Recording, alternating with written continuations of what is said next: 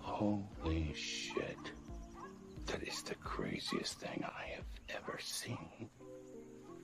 And I'm Dennis Quaid, and Dennis Quaid has seen some shit.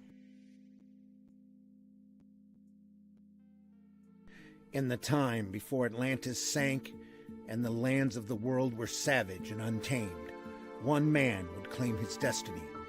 Leaving his Atlantean tribe behind and throwing off the shackles of Lemurian bondage, he sailed the seas as a pirate captain before seizing his place as a king.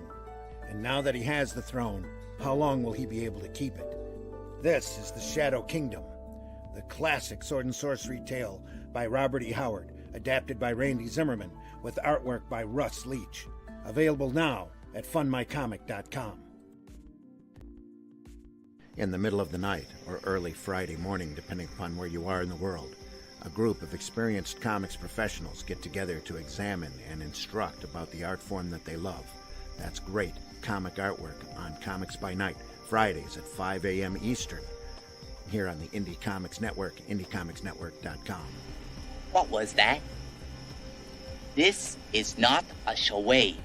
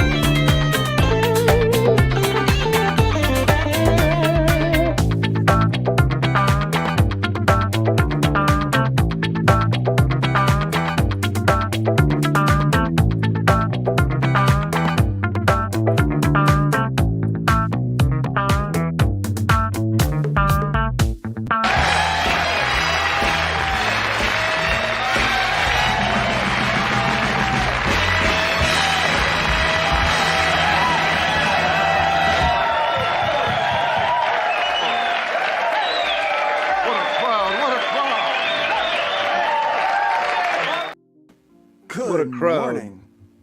Morning. Good morning, everybody. I think I finally got this mic thing sorted out, Randy. Cool. I think. I hope. I can't actually hear myself today, but we can hear you. Nice mic going, yeah. I can hear you fine. Nice mic going. Yeah. We're running something a little different today. Yeah. Took a little work, but we got it going. Yeah. Man, it's nice weather out there. It's going to be 88 degrees today. Beautiful. In Southern Indiana. Oh my goodness. Oh, Wow. I'm so happy. Goose pimples. I'm so excited about it. That's finally. I'm getting, and so I've let all of this grow to stay warm, to have like this mane of protection. But I think it's time to trim it up a little bit this weekend. All right. Yeah, I think we're going to trim it up a little bit, get a new haircut. Sunday's my birthday. I turned 44 years old, guys. Uh-oh. You young squire. Happy birthday. Happy birthday. I am the youngest one here today, aren't I? Yeah, that's who are. Yeah, by a good bit.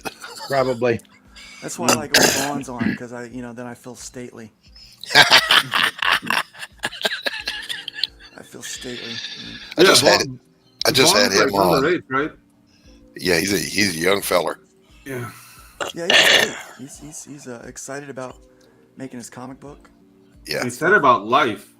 I was tired that day. It's just so full of life. It was like Full of life. Yeah, like Full it's of life. Yep. Randy, bring how's your it week going, down, man? Sonny. My week's been all right. Not bad at all. Went out and celebrated our wedding anniversary last weekend. Made a trip Nice. up Upper Michigan. It was good. Ooh. How long's it been? 33 years. Married 35 years. Met. Yeah. Wow, that's impressive. June will be Congratulations. 24 years for us. Yeah, our first date was to the theater to watch Beetlejuice. Nice. Nice. That's Met her while I was working at a comic shop. So she kept coming in. She kept coming in dressed nicer and nicer. And she had a son. I had a daughter. And we were going to play date them. And then we decided to play date ourselves. And Okay. And there you go. I was moved in within a week. So that was it. Moved in within a week. Wow. Yep. Randy's a quick mover. No, it's just the There you chemistry. go. Just That's what she said. yeah, just the chemistry. That's awesome, man. Yeah. 33 years later, Got real lucky. Yeah. here you are. Did she Anybody who even can read put up comic with my books? crap, there you are. Special person. That's even- the secret. That's That the is. Yeah, secret. did she Somebody even who read puts comic up. books? Tolerance is the key. Yeah, and she read comics. Read every superhero comic at the time. Mm. Now she reads practically no comics at all, just paperback books. Yeah, she was just buying those just to get to you. No, she was buying them to I don't read. think so. She was a big fan. Yeah, I think it'd been funny if it was the other way around. still a big Pedro. geek fan. So Yeah. Pedro, how was your week? Oh, it's been amazing. I have a brand new drawing screen. I just got Okay. upgraded the video card, and in my 50s, I'm taking tango classes with a lady. It's Nice. dude. No, the thing's like dating, like seriously dating at 50 is weird. Yeah. I just, oof. I Are don't you know. kind of approaching that age where you're tired of like just kind of screwing around? You're ready to have somebody else to hang out with. Yeah, but we're just doing like fun things. But still, like how she introduces me, how I introduce her, it feels dumb. Like she's my girlfriend. Yeah, we're gonna get a pop later. It's like, Yeah. Oh, you're dating right now, so you've got a gal, huh? dude, they don't seem to leave me alone. I'm a delicious piece of chocolate. Just saying. They look at Pedro Taste the and biscuit. Taste the goodness of the biscuit. Taste the honey sauce. Taste the goodness of the biscuit with the honey sauce. Pedro's absolutely. got that honey sauce. Yeah, Oh, that lady. Lord have mercy. Yeah. Pedro's got that honey sauce. Pedro's camera's frozen on my end. Yeah, Yeah, he's just there. Yeah. Just there. I exist. Yeah. I'm a real boy. Doc, welcome to the panel this week. Thank you. Doc Thank Blalock you. is in the house. He's joining us there from wherever it is he is in the world, somewhere in the Midwest, I believe. No, sir. I'm in the deep south. Ooh. Oh, the deep south. That's right. You're in the deep south.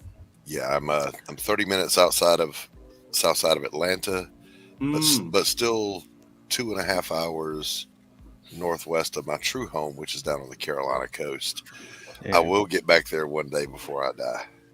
You see, when I was living in Jacksonville, you were Midwest to me Yeah, because there's not much deeper south than Jacksonville. I mean, they Well- got mud in their veins down there. Well, hold on now. Hold on. Hold Once on. you get Maybe Alabama. once you Louisiana. get below Georgia and into Florida, that's really just the northern part of Florida is New Jersey. The southern part is Cuba. No, that's not true at all. It does not count as a southern No, state no, at that's all. that's not true at all. It's not That's true at all. absolutely true. No, dude, I lived there for a decade. It is not true. that's like The saying all Northwest- of Michigan looks like Detroit. The northern part of Florida is South Georgia. It Yes, is the most right on the border. hillbilly, Yes, I'll redneck grant you. Warner from- Robins, that area. I from mean, not about- Warner yeah. Robins. What's the name of the town down there? Callahan. No, the Georgia Oh, town my is the God. biggest one down there. What is Waycross? Oh yeah. Yeah, Waycross is more uppity than some of the places in North Yeah. Florida. yeah, Now it's the middle. Orlando's New Jersey. Yeah. yeah, It's the yeah, middle of the state that's New Jersey and the southern Orlando, coast. Miami, but if you go to Tallahassee, yeah. like- Once That you get is- below the Panhandle, I guess you would say, Yeah, Yeah. then middle of the then it Panhandle. becomes Joyzy. I remember distinctly. I'd gone down to Miami. I was driving back up, and I stopped somewhere just south of Orlando, and I was sitting in this breakfast place. It wasn't a Waffle House.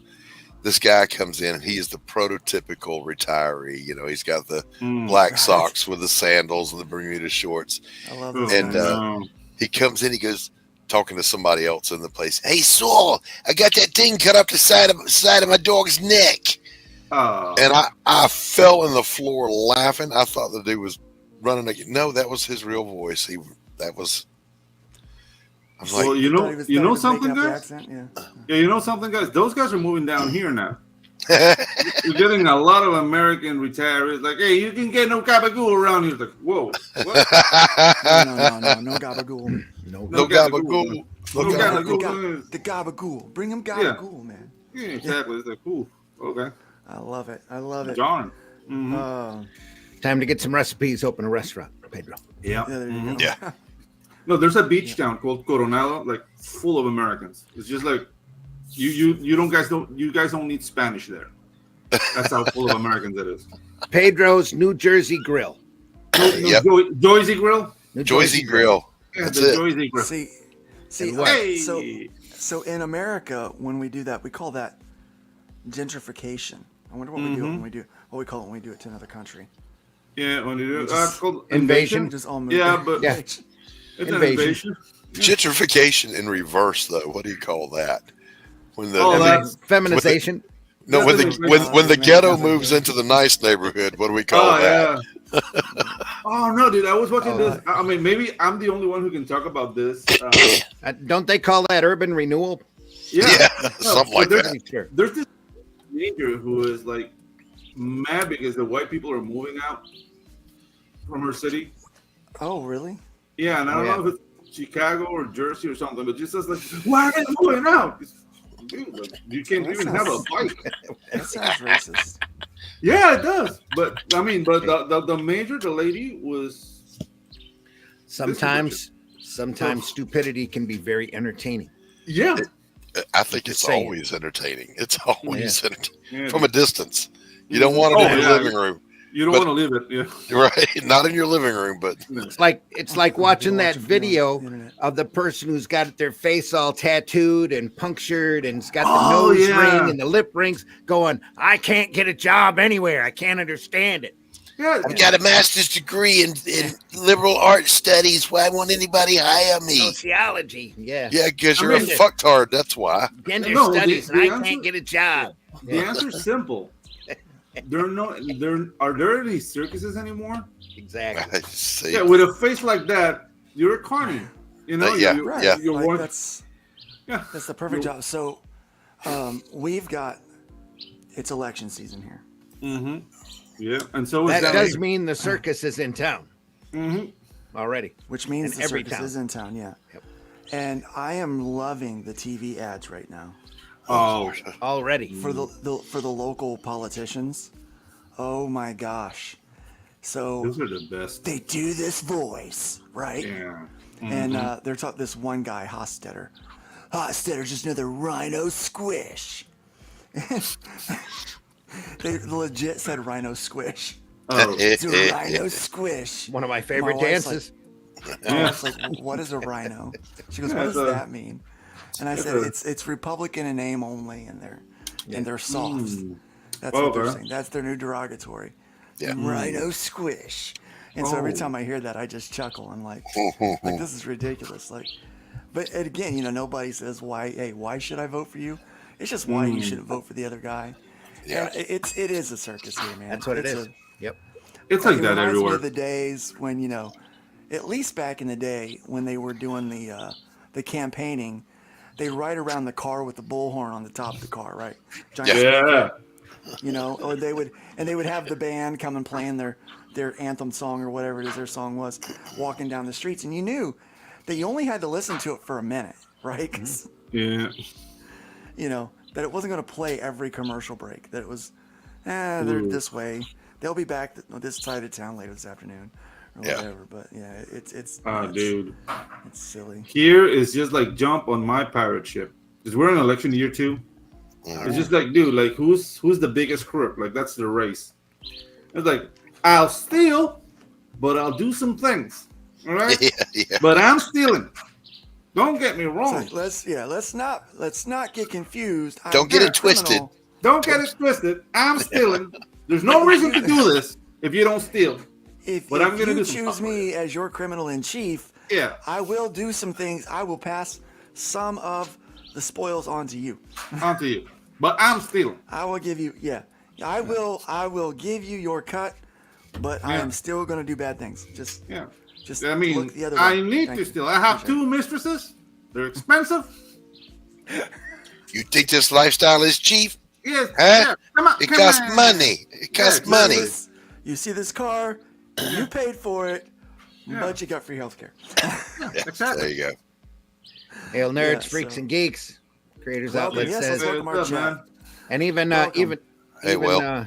oh, here, where is What's it? up? Can't get it. Oh,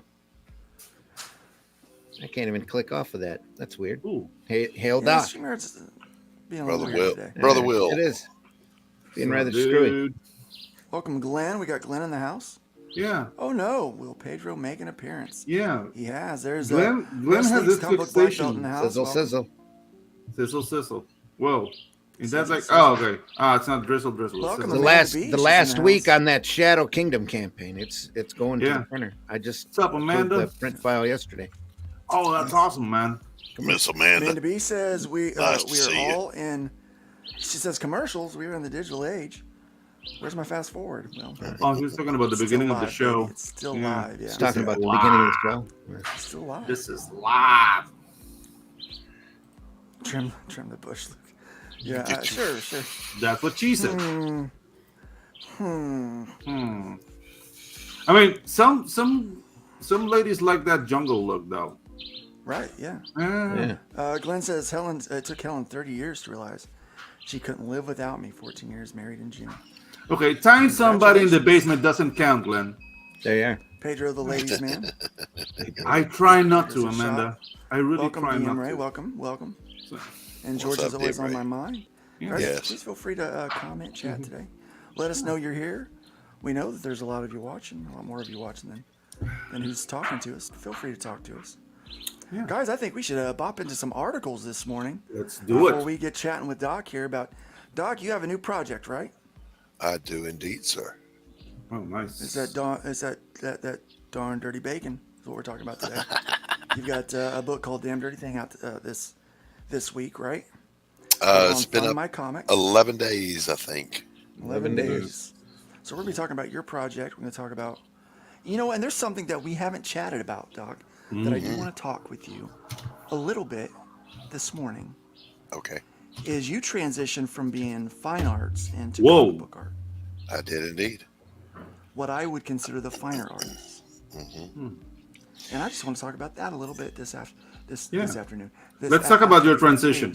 Yeah. Yeah, let's talk about it. Yeah, you're transitioning. It's important. Yeah. Yes, when I was transitioning. Yeah, you were brave and you spoke out and you spoke your truth. And now you're living it. Yeah. And now you're beautiful. Yeah. Brave and beautiful. Brave and beautiful.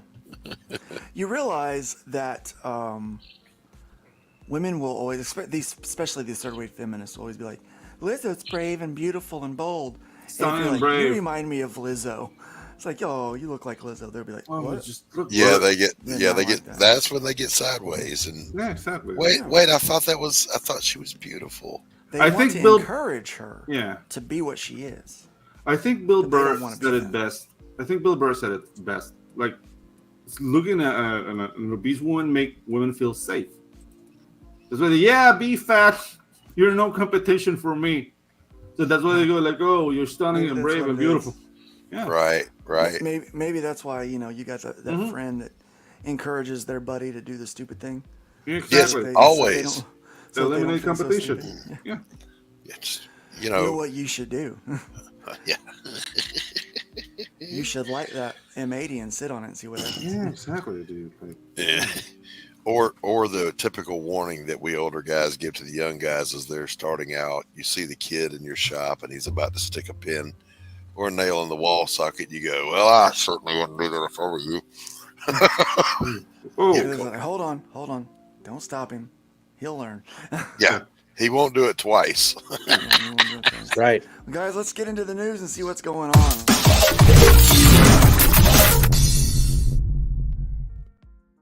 Yeah, we got that crispy bacon. Crispy bacon. It's in the house. Check this out, guys. We got some news. Exclusive Oni to make first 3 issues of EC Comics returnable. That's big. Yeah, it is. That'll help retailers. That's all young. For A and B covers, no minimum required, as Oni Press plans to launch the first new EC Comics since 1956. Wow. Yep. The publisher has announced that the A and B cover of the first 3 issues of the first 2 EC Comic series will be fully returnable with no minimums or qualifications. You know what? That might actually help the FOC for issue 2. If they know that, hey, I can return issue 1 and 2. But by issue 3, they should know how many they're going to need. So they shouldn't have to return. It's Oni That's Press. not a bad idea. You already know how many you're going to need. Right, like... Anyway, True. sorry for that editorial comment. Did I say that out loud? I guess I did. Yeah, As you we did. prepare for EC's full-scale return in the pages of epitaphs from the Abyss and Cruel Universe, in the weeks and months ahead, Oni is committed to giving retailers the maximum amount of support for this vitally important line of titles with advanced pre-order materials. Wait a second. I didn't step in that one. All right, Miss. Yeah, I Okay. almost choked when I said it. Okay. Yeah. Point of purchase giveaways and new tools to cross-sell the already substantial amount of classic EC material on their shelves, said Oni Press president and publisher Hunter Goranson in a statement accompanying the announcement. But there is perhaps no more powerful tool than unqualified full returnability, and Oni is proud to offer it across the first 3 issues of both our twin EC horror and science fiction launch titles, which will allow our retailers partners to accurately gauge their readership for EC's Pull No Punches return this summer. Like that. I question that Pull No Punches remark. What kind of punches are they not pulling? Yeah. It's like twisting a knife. Yeah. I mean, and don't get me wrong, like I'm kind of liking that like Eldritch horror cover there with the mouth in space. That looks cool. But Right. They're going to have to go a long way to get me. yeah, I don't trust them. That's the thing. So when it comes to pulling no punches, Pulling no books either. no, here's what I was thinking. Okay, here's what this is the thought that comes to mind. It might be, maybe this is a little spicy for this morning, but I don't know. I'm just gonna go there, right? I was watching CMT the other night. That's the country music. Yeah. On purpose? Yeah, on purpose. Yes. You know, they Mind actually your play business. they actually play videos like they used to, but it's They do late at sometimes. night. Yeah, late at night. Yeah. But I was watching Dodgeball, the movie, on that channel. Oh, there you go. Oh. Yeah, me too. I saw that over the weekend. So I was Dodgeball watching is awesome. right? Yeah. The I Ocho. love that movie. Son, El Ocho. if you can dodge a wrench, you can dodge a ball. Dodgeball, yeah. Yeah. Right? So he says a lot of things in that movie, and they don't censor hardly anything. Nope. But he keeps calling the girl a dyke, right? Yeah. And they muted that. But when he called another guy a queer in a derogatory term, they didn't mute that. No. So I thought maybe because he was using it as a derogatory, they muted it. But when they didn't mute queer as using it as derogatory. I didn't understand it. And so I'm sitting there trying to figure out, like, I don't get these censorship rules now. No. And finally I just looked at my wife and I said, you know what? It tells you who's in charge. Yeah. Who can you not make fun of, right? Right. That's who your masters are. Like, those are the Right. people that are in charge, right? Oh, So dude. I've determined that as soon as men started calling themselves women and lesbians, right? Like, I said, hey, I'm a woman, but I'm a lesbian, which just sounds like straight with more steps to me. And so, but he, so I'm like, well, as soon as we did that, those men were like, you can't call us dykes anymore. No. Yeah, I think that's what it is, and it's white men that are doing it. So let's point the finger right back. This back is where so the winds like to confusing. send them, right? This is so confusing. Yeah, it's like, wait a second. They're just white liberal men that realized that they were losing control. So really what you're saying is censoring the word dyke from a movie is actually white supremacy. Yeah. Yeah, let's make that leap. Let's do it, guys. That's Yeah. Yeah. it's perfectly that was- logical in today's so that was context. so that was, as I'm watching this stupid movie, I was like, Wait, but this is funny. I sometimes you follow a train of thought and you realize this is funny. There's a joke in here somewhere, and Randy found it. I have a morphology question here. So does sure. dyke refer to only white lesbians, or is like lesbians in general? It was supposed to be, I guess, lesbians in general, but it's Okay. more mannish, more Yeah, I know. tomboyish. Like, yeah, You know, like, they more masculine, Lumberjack looking. That's Yeah, a- but yeah, that's those untagged Yeah, no, bull that- dykes. yeah, dressed Right, like you know. a construction worker. Yeah. like riding Yeah. a Harley. Yeah, I just always called them cool. Mhm, like, yeah, like those were the ones you wanted to hang out with. You know, they were the cool ones. yeah. Um, I don't know. Like, I always had problem with one because like she thought she could kick my ass for some reason. oh, there was I'm like, no doubt. There was no doubt Yeah. that my friend that was like that could definitely kick my butt. yeah, she dude. could No, but the thing is, like, Like it was yeah, like she, yeah, she could probably bench press me. You know, I'm yeah. Like the thing is, like, I had like 40 I'm a pounds big on old her. boy. I'm a Yeah, big like, I old had boy. like 40 pounds on her, and she wasn't just particularly strong. She was just like very boisterous. And I don't know, for some reason, it's like I'm gonna go for the biggest guy in the room. She always went for me. I was like, dude, just Look, but stop that's it. I mean that's Ugh. that's indicative of small people in general. Yeah. Small people like to find, when they have like Yeah. little man syndrome, Mm-hmm. they like to find the biggest person in the This room it to was try to tiresome. prove themselves. And Yeah. I mean, I don't know how many times I went into a new school and I'm in a fight in the first day with some little guy, you know. So yeah, crazy. So you see what Glenn's saying, like Hans Brinker. Do you know that story? I The don't. silver I'm not familiar skates? with it. Yeah, Yeah, he saved the Netherlands by fingering a dyke. that's right. Yeah, You mean a Save dam? the town. The dike? Yeah. Yeah. a dyke. Yeah, Yeah, he put a save the finger. town by jamming his finger in the dike. gosh. Yeah. Yeah, we're struck. To Yep. all of my Christian brothers and sisters out there watching this morning, thinking you were going to get some wholesome talk, I do Yeah. apologize. Sorry about I that. do apologize. It's just words. But oh yeah, so the guy that he Might not have been he- wholesome, he but it was some plugged hole. the hole in, Yeah. in the dike. Jesus Christ. We're way off the rails, folks. Yeah. I just Hojo want, in the house. Good morning, Hojo. What a story, Mark. I want the Dr. record Vinny. to reflect that I'm not the one that Straight- derailed the show this morning. No. Smiller syndrome, yeah. Smiller syndrome. You go to Smiller's channel, and it's like, and it's off the rails. Yeah. It's like, how? Who's transitioning? Transitioning this morning, Dr. Ben. We're going to talk about Doc's transition. Transition. Yeah. Doc has And how already brave. transitioned. How brave he He was. still sometimes dabbles. Yeah. Here and That's there. what got me started on that whole transition thing. There you go. I was watching CMT, guys, and you know Why what was am I on right here? after that? Joe Dirt was on after that. Nice. That movie's great too. Oh, What an underrated movie. especially the Native American. That guy's hilarious, man. Just He's what great. I want to watch when I turn over to CMT is Kicking Wing, yeah. Kick and Wing. Kicking wing, and I'm pretty sure Kid Rock was not acting. in that movie. No, that's Kid Rock. No, that's Yeah, him. that's him. I loved him in that. Yeah. Hey, Brandy. Can I come too? Can I come to Dairy Queen too? I love that, man. It's such a great movie. All the cameos in there, man. Oh. Did you hear that they are doing another Happy Gilmore?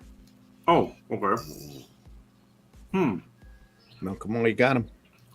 I don't know about that. Like Grown Ups too, I didn't enjoy. I enjoyed Grown Ups, the first one, but the second one was like, eh. Yeah. Hey, and since we've digressed, my daughter sent me an article this morning. Okay. She thought might be pretty interesting for Nerd Bacon.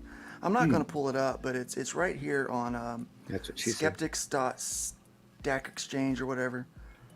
And it says, in the Netherlands, citizens with disabilities receive money from the government as part of the Hookers for the Handicapped program to pay for sexual services up to 12 times a year. Lord have mercy. So they wheel those stuff to. Yeah. Nice. My It's daughter. like, yeah, The government files you that seen under this? plumbing. It's actually pipe maintenance. Yeah, exactly. Yeah. She said, have you seen this? She says, no wonder people in the Netherlands are just so easygoing. They are. I'm like, here's you your, have to here's be, your but, I mean, coupon. Here's your coupon and some KY jelly. Have a good night. Plus, it keeps that red light zone going. You know, Working, yeah.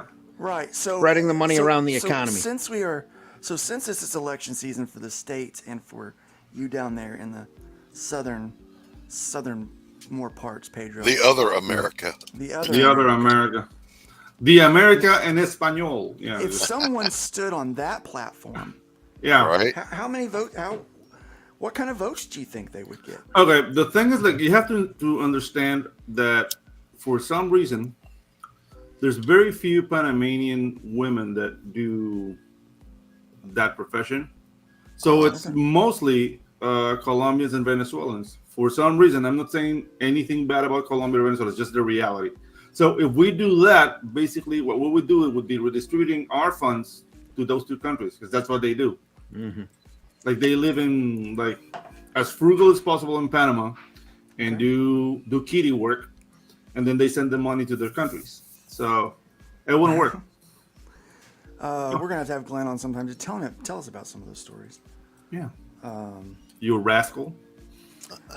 Wow, full returnability. They better be good. Yes. Yeah. Let's get back to this article. Yeah, please. Let's get back to this article. Finish the pain. Finish the Luke pain. forgot to take his pills this morning. Okay, I mean it's ADHD is taking control. So. Yeah. All right. So the new line will launch with Epitaph from the Abyss #1, a 40-page issue that will go on sale on July 24th of 2024. Like the original EC comic Oni. Onis will be anthologies. And Epitaphs from the Abyss #1 will include 4 self-contained stories by 4 writer-artist teams. Brian Azzarello and Vlad Legostev. Legostev. It is what it is, man. I'm gonna say it wrong. Chris Condon. I'm gonna say. Sorry. Yeah, you know he got picked on in school a little bit. Peter Krause. Okay. Peter Krause, Jay Hotham, and George Fornes. Fornes. Is that Fornes or Fornes? Fornes. Let me tell you something. Let me tell you a story about Bertha, my mom. My mom, in later life, in her later years, got real religious, right? And if she thought that I was having relations with a girl I was dating, she would just yell "forny" at me, short for fornication. Fornicator. Oh, okay. Yeah, for fornication. She'd go, "Forny, forny, forny," and I'm like, "Mom, you gotta stop. You gotta stop it." She would do she would just yell "forny" at people, and I'm like, "Mom, you really have to stop that. Like, it's inappropriate." Yeah. So when I read his name, I'm They're like, gonna send you to a home. It's Fornies that makes me laugh. So his little inside joke makes me chuckle. Well, No, they're actually kicking these titles out monthly. Hey, speaking of Netherlands, Yeah. there's a. Do you know what would have Must been heard us funny talking. if Chris Condon was working with Peter Pecker I want to make it a... Or some of her cocks would have been funny. Yeah. Yeah, it's on the cock, yeah. Why are we not putting together these creative teams? Yeah, exactly. So that the junior high boy and all of us can laugh. And Yeah, giggle and exactly. Snicker. Sure. The issue will also introduce the new EC horror host, another throwback to the original line, and we'll have an A cover by Lee Bermejo. Whatever. Not everybody's Spanish, dude. Bermejo. No, that's a cover. Spanish name. That's a Spanish it is. name. Okay. Yeah. Okay. He's over there like, it's Starantino Yeah. and Stuart. And Dave Stewart. Stuart. Stewart. That was Stewart. Stewart. I love you, Pedro. Yeah. Stewart. Pedro, you're one of my dearest friends, I'm telling you. Oh, dude. Okay, anyway, it's there's creative reciprocated. teams, guys. The second title is Cruel Universe, launching in August of 2024, and with an A cover by Greg Smallwood, and B cover by J.H. Williams. I'm so off the rails today. Oh. It's That's what she said. Let's see if they got any these covers for us to look at. That's it. Ooh, Okay. that's pretty cool. That's nice. Look at them warty legs. Very painterly. I like it. That is neat. Yeah.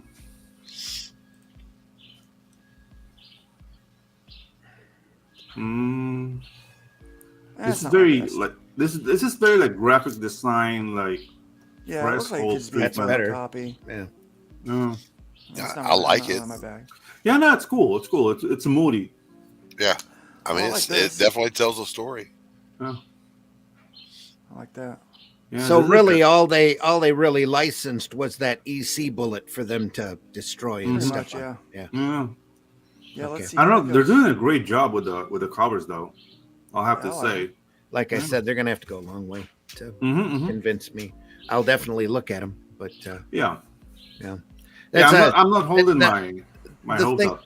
the thing that bothers me is that EC is classic. EC is the top of the best of the very best, and the people that they've got listed in there, none of them, except for maybe Philip Hester, I would consider to be on that or close to that level.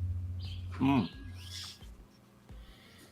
So, I wish them the best because retailers right now desperately need something Options. make some money on, and science fiction and horror were EC staples, but I just can't help but feel that they've licensed the little EC bullet there just to destroy it. Mm. More stepping on comics and comics history, Yeah, That's just Glenn my pretty opinion. much did get me struck with that comment. I pulled a what's that guy's name? A Ron Burgundy. I just read the comment without reading the comment Yeah. first. I just read what was on the prompter. Yeah, Just says I love this. definitely got Let me me. know. I really want to know. I thought that was remastered. It's so embarrassing to have Smallwood. Yeah. There are pills for that. I thought this was remastered EC work. It's brand new. Some things just deserve to be left alone. Yeah. Yes.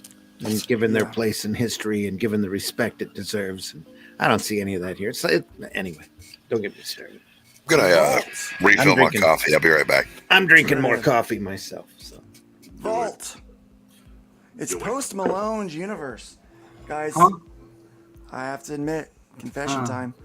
Post Malone is my guilty pleasure. I love listening to Post Malone music. Love it. Absolutely love it. Who's Post Malone? Yeah. No. Michael Bay, Brad Fuller's Platinum Dunes developing. He's a singer, yeah. Launching with Vault OGN, Michael Bay and Brad Fuller's Platinum Dune developing. Double Diamond recording artist Post Malone is writing a graphic novel for Vault Comics as the introduction to a new universe he is creating, with producers Michael Bay and Brad Fuller's Platinum Dunes joining in to develop a feature film based on the story the company's announced. Vault will publish the graphic novel that launches the story in 2025. The story follows a mysterious armored 18-wheeler, apparently sent back from the heavens to medieval Europe to battle a horde of demons infesting the continent. Dude, that actually sounds fun. An 18-wheeler, like a truck. That sounds like something right up Michael Bay's alley, that's for sure. It really does, doesn't it? Yeah. Mm-hmm. Michael Bay Transformers and Brad Fuller formed Platinum Dunes in 2001. Sorry. It's responsible for The Purge and A Quiet Place franchises. I love A Quiet Place. Yeah. That's and the first Tim two Halpert Purges were did cool. Yeah, the first two Purges were cool. Then it got goofy. Yeah, along with 2 Teenage Mutant Ninja Turtles films and many others. I'm looking forward to. Okay, I pulled this article up because we talk about people tearing things down or screwing things up. I want to talk about people making something. Yeah. And Post Malone's a creative dude, right? And he's a dork. He's a weirdo, right? I'm not familiar with him, so I have no opinion. I might look it up. I can't play any of his music. I'll get Obviously, double struck. I don't want to get double struck today. I'll do it on my time. Don't worry. Yep. But no, his stuff is good. I like it. Okay. And but a mysterious armored 18-wheeler, apparently sent back from the heavens to medieval Europe to battle a horde of demons infesting the continent. Nice. Yeah. Sounds like a trauma movie, like... It does, doesn't it? Yeah, yeah. I'm in. Like I'm it. in. Mm-hmm. It's original. I ain't heard anything like it. You know what? Like Planet Terror? Like that? Like stuff like that. Oh. Hojo says maximum overnight. Yeah, perfect. Yeah, I like perfect. That one. Maximum Overdrive. Perfect. Remember that movie? Perfect. Like with the Green Goblin truck? Yeah. Dude. That was awesome. And AC/DC. Abrams Comics Art to publish Frank Miller graphic novel. Oh, huh. Novels, plural. Novels with an S. Novels. Plurals. Novelas. Abrams Comic Arts will publish book format products by Comics Auteur. Auteur. That's a fun word. We don't say that often enough, do we? Auteur. Frank Miller. Miller. Is auteur something that you call yourself, or that you have to wait for someone else to call you? I mean, if you call yourself auteur, you deserve to be slapped, I think. That's something that people say about you. It's like being an artiste instead An of an artist. Yeah, I'm an artiste. Yep. It's like, I'm humble. Well, you can't say you're humble. Yeah, exactly. Right. I'm especially proud of my humility. Or you can't call yourself the GOAT. Someone else has to do that. Right. And as long as they're calling you the GOAT, you have to say, I'm not. I'm not the GOAT. Yours better be Whoa, for me. hey. Because if you're ever like, I'm the GOAT, then you're like, yeah. Like, I'm the GOAT. Yes. Like, you're the GOAT. Yes. Well, a donkey. Better recognize. A donkey may be GOAT. No, not so much. Oh, yeah, dude. Frank Miller shouldn't be drawing anymore. Have you seen his Scrooge McDuck? It's pretty bad. Bless his heart. Back in the day, he was like, I don't know what's going on. Abrams' unique distribution and outreach ensures that the work of our imprint will continue to connect with fans, no matter where they may be, Miller said of the new publishing partnership. 2 October releases are planned as the first titles under the new publishing agreement, Ronin Rising and Pandora.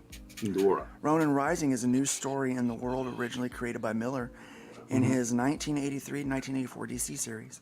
Nice. It will be written by Miller, art by Miller and Philip Tan, and inks by Daniel Henriquez. That was good. There will be, I got it, didn't I? Yeah, Enriquez. There will be 2 comic arts editions released simultaneously. Words are hard today for some reason. Simultaneously. At the high end will be a deluxe collector's edition, which, in addition to the new story, will feature a new foreword by Jim Lee, a 49 pages of bonus material, including all the spreads from the original series, presented in full landscape format as Miller originally intended. This edition will feature a new cover by Miller. Oh, goody. Comic Arts will also publish a manga-sized edition of Ronin Rising under its new manga imprint, which has now been named Kana. Comic Arts announced that it would be adding manga to its catalog last spring as part of the expansion of its remit as a full division of Abrams.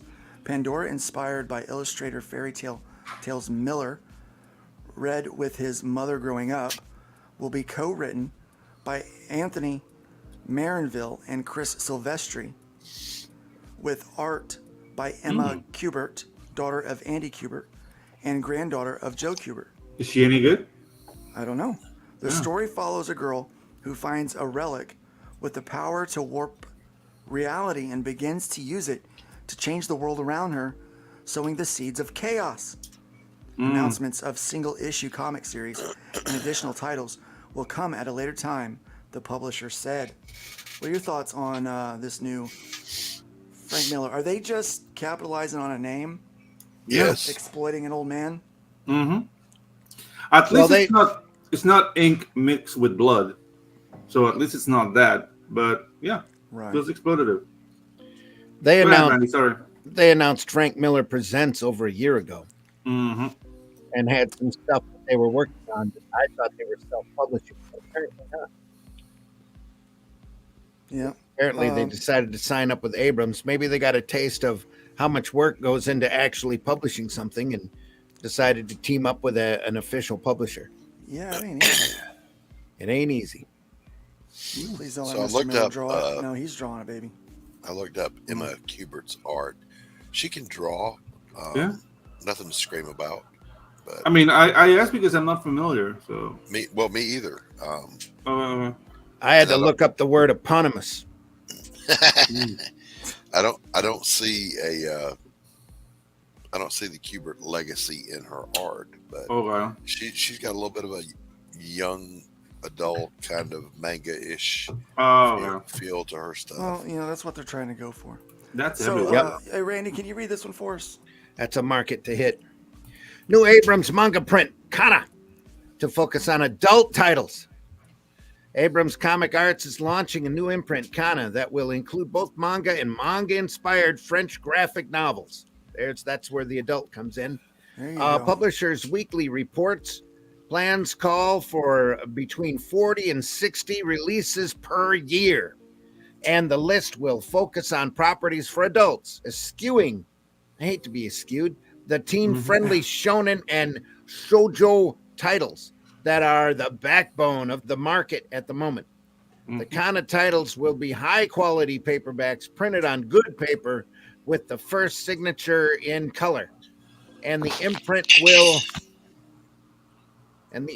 will include both classic and contemporary titles as well as art books by manga creators. Kana will tap into the older market as millennial readers and Gen Z will continue to age up and will want to find titles to fit their growing tastes, informs Vice President and Publisher. Is that Adolphe Lachat? Adolf. It's just Adolf. Oh, all right. Adolphe Lachat, who will helm the new version, the new division, told Publishers Weekly. I would be scared if they told me, "Hey, you have a meeting with Adolf." Like, ooh. Yeah. Whoa, hold on now. Jesus. What? So I thought he would pronounce that first name Adolphe. Adolphe. Yeah, you'd rather do that. Ku Klux Klan. Oh no. Adolphe Lachat.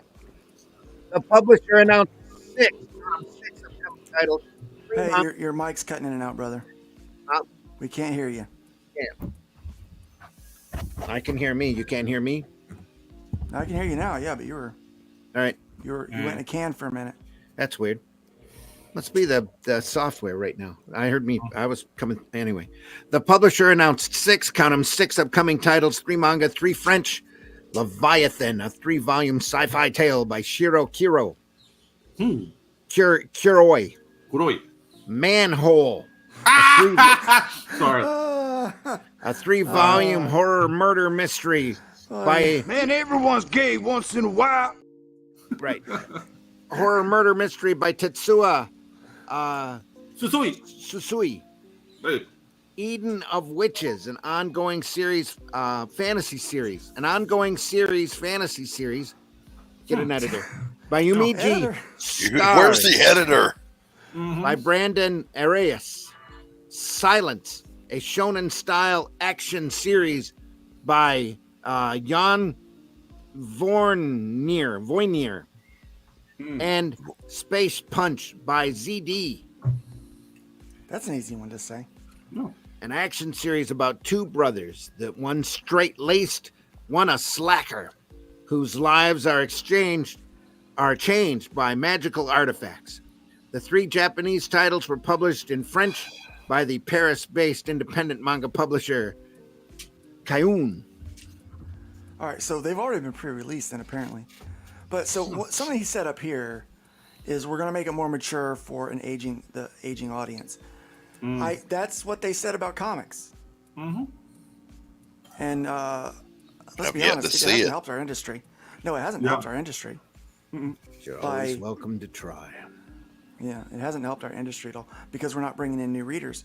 I think what they're going to do is they're going to abandon new readers to try to keep giving content to the old readers.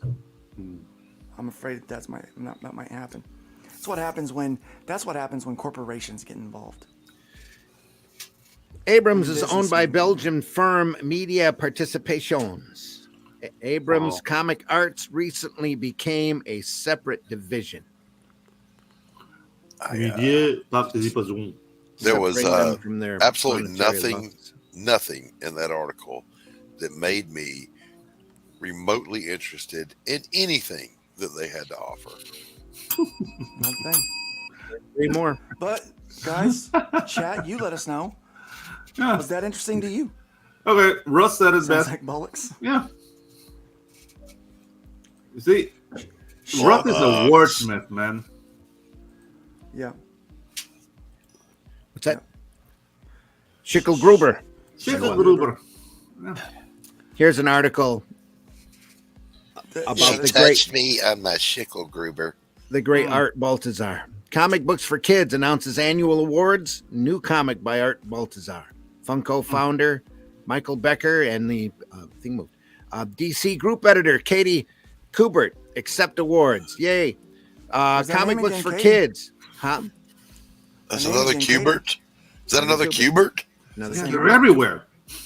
Fucking Kuberts are coming out of the walls. Yeah, out of the walls. Jesus Christ. CB4K, the nonprofit that distributes comics and pop culture items to children in hospitals and cancer centers, presented its annual awards and made some key announcements during its first ever panel at C2E2 on April 26th. That dinner tolerance, Art Baltazar announced that he was creating a special comic for distribution to kids in hospitals, although he will offer a small number of copies for sale, with the proceeds going to CB4K. Now, I fully support CB4K. They're doing a very good thing. I don't know anything about the rest of this, but yeah. Funko founder Michael Becker accepted the company's Pop Culture Award with a pledge of continued support for CB4K, as did Brittany McManus of CGC. DC Comics Group editor Katie Kubert accepted the Publisher Award for DC Comics and highlighted her company's continued support for the cause. CB4K is working with DC plus DC to produce 2 new reprints of Superman number 39 with variant covers by Laura Braga and Sean McManus. Grooming. At the panel, CB4K founder and president Mark Weiss also said the organization has a retailer kit in the works and is also working on retailer affiliate program. Here's a full list of the CB4K awards. Hi, we need to get noticed. Retailer award. Craven Comics. Hi, we need to get noticed. Retail award. Lone Star, my comic shop. Retail award to Graham Cracker Comics. Oh, yeah. Pop Culture Award to Funko. Oh, nice. Game Publisher Award to Biazzo. Distributor Award to Lunar. That's Paizo. Nice. Is that Paizo? Not Paisan? Paizo. It's Paizo. That's a competition for D&D. It's Paizo. Yeah. It's Paizo. No, it's Paizo. That's a competition for D&D. It doesn't matter. Publisher Award, DC Comic. Publisher Award, especially for their contribution to kids' comics, Xenoscope Entertainment. Yep. Yeah, name 3 kids' books that they've printed. Viz Media. Never mind. Publisher Award, Viz Media. Just an award to Art Baltazar in lieu of payment, probably. Award to CGC. Award to Michael Negan. Hey, do the work. You'll get a lot of notice. Another award to Certs Media. Another award to Tom Wen. Another award to BCW. And another award to Kelly Junter of Multiverse Fundraiser. She jumps universes in order to make money. Is that Junter or Gunter? Like, I would want to say Gunter. It doesn't matter. Doesn't matter. Gunter. I call it Kelly Gunter. Yes. For more information on CB4K, and I can't read that. And its sister organization, Comic Books for Troops, visit the CB4K website. Okay. You know that lyric in that Queen song? Which one? Nothing really matters. Nothing really matters. Here's your buddy Anyone Rob. Can see. Rob Salkovich. Salkowitz. Oh, our friend. Here's a little something to laugh at. Buy the book, dollar signs or danger signs for comics in the latest book scan figures. We get a group of retailers together that we want to say represents all of the other retailers, but it's really a small slice. No, remember we read that last week. And we make our best guess. Huh?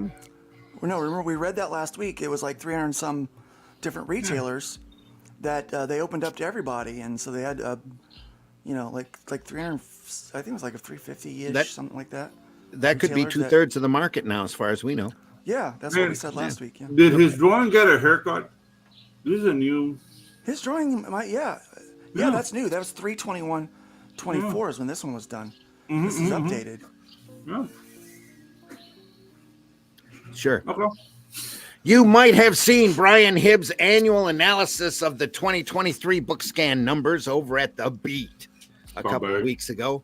Hibbs did his usual painstakingly thorough job grinding through all the category sales figures to dig out a few headlines, namely that Scholastic remains the leader by such a margin that you have to rescale the sales charts to see anyone else, and that DC Comics and Marvel Comics have simply vanished from the book market for all intents and purposes.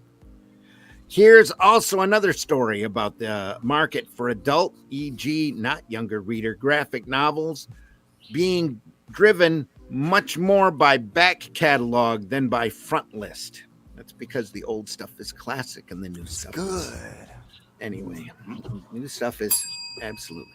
All these trends raise a couple of questions considering the importance of the bookstore channel to the overall health of comics publishing. Does Scholastic's success help anyone but Scholastic? The first thing that jumps off the spreadsheet is how complete Scholastic's domination of the marketplace has become. The company owns the top 9 slots and 16 of the top 20, driven by the maniacal force of Kid Lit, that is Dav Pilkey. According to Hibbs' chart, which does not include the graphic novel-ish edge case of Jeff Kinney's Wimpy Kid franchise from Abrams. Okay, Wimpy Kid's not really a graphic novel or a comic. No, it's not even ish to me. Which dismays me why he would even mention that it wasn't on the list.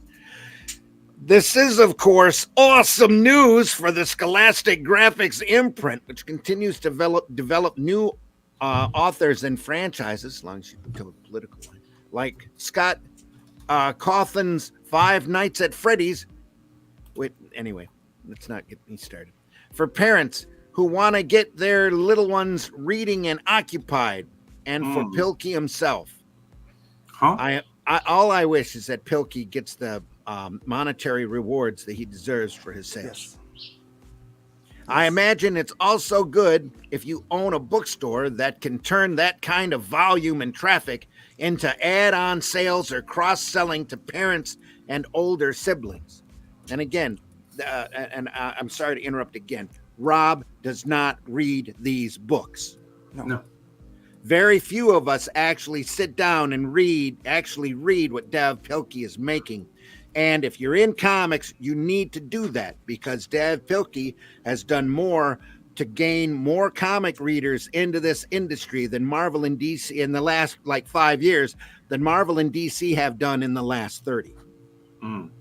And you need to read these books in order to understand why. It's actually great stuff, and I understand why the kids are buying it. It looks bad when you first open it up. You go, hey, any junior high school kid could draw this stuff, But once you sit down and you read it and you see what he's actually doing, it gets kind of impressive.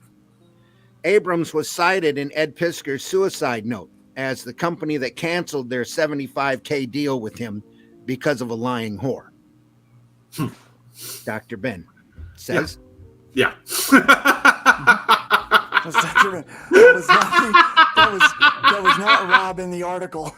That was not Rob in the article. No. Dr. Mass Retro Elixir. Such authority. Says Art Baltazar is a good guy, always giving sketches away to kids, fun to chat with. Art Baltazar is one of the few really good positive things that we can talk about when it comes to this industry. Randy is nailing the tone of this article. Thank you so much, Dr. Yes, you are. I'm trying. You are. Great job. Way to weave the chat into the article, Randy. That was beautiful. Beautifully done. But more than 15 years into the scholastic-led explosion of young reader graphic novels. Scroll down. Good. Scroll up, please. Scroll up. That was so good. It's worth asking if this is doing the wider industry or even the medium of comics much good. Again, it's certainly not awesome for some publishers angling for younger readers who are getting around into paste by scholastic total market domination.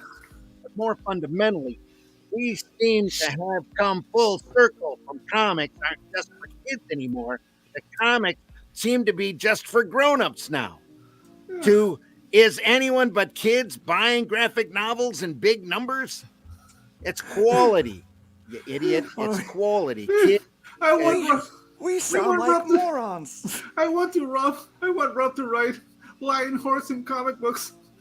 The article. I'm so sorry. That just cracked me up so bad. I can't even pay attention anymore. Nobody. Yeah, I think we broke Pedro. We broke Pedro. Oh, you silly, simple bastard.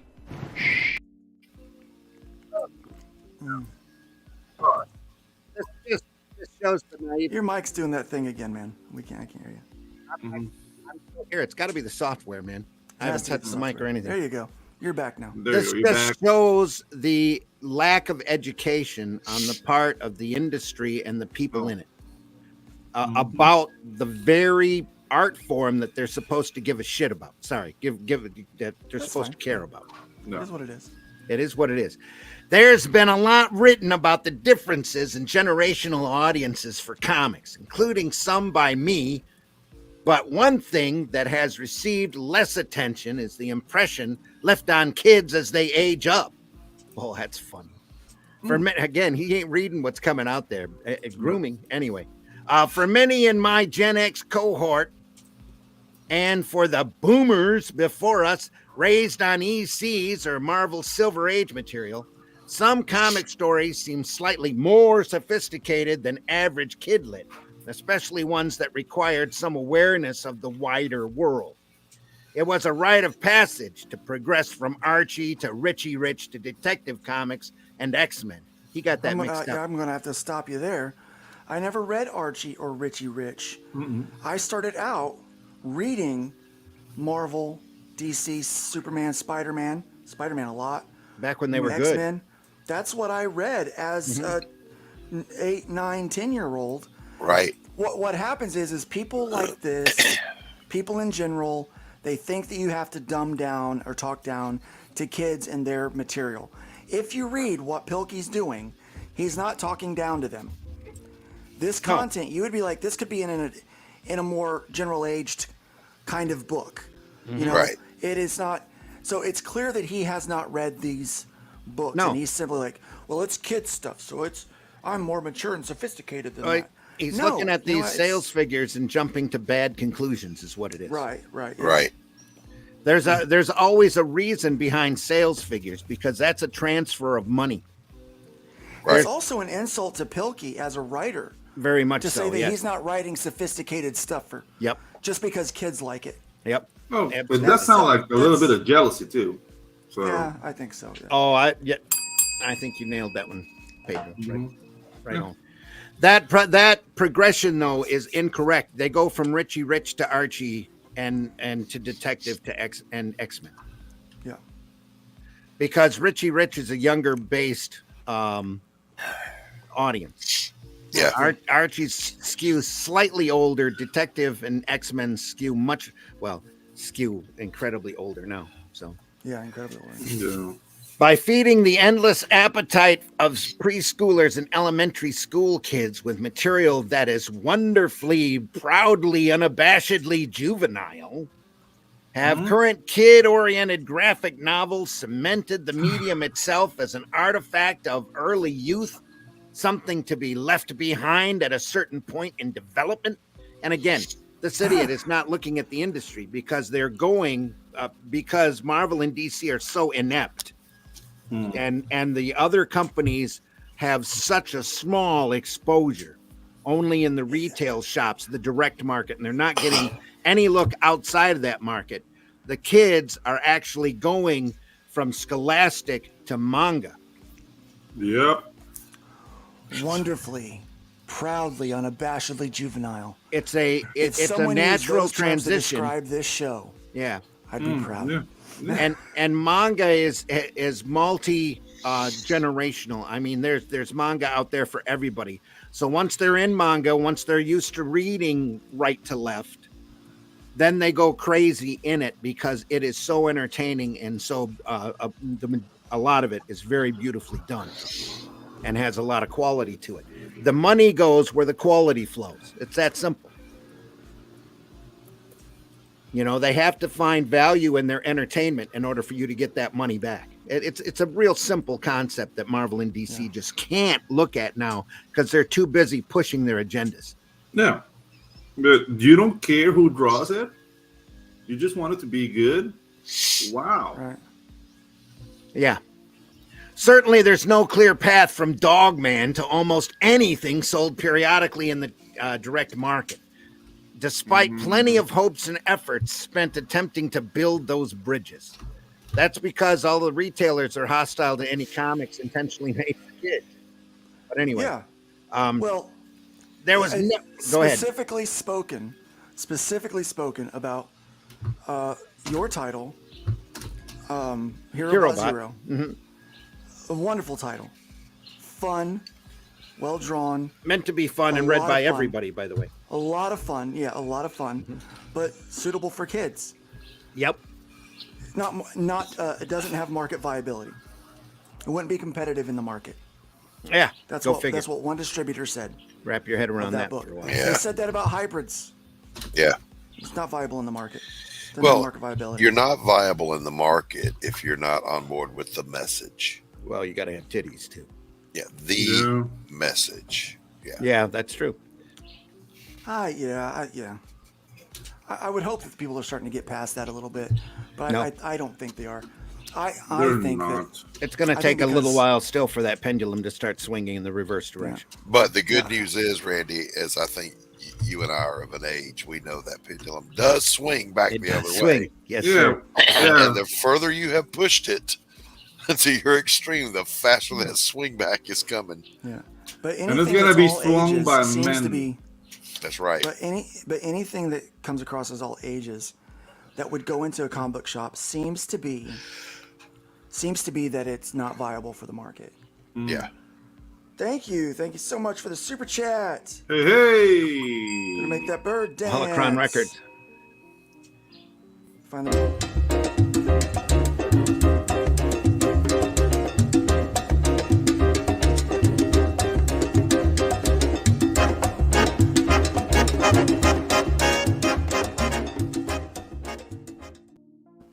Pilkey is not Captain Underpants. Is not Pilkey.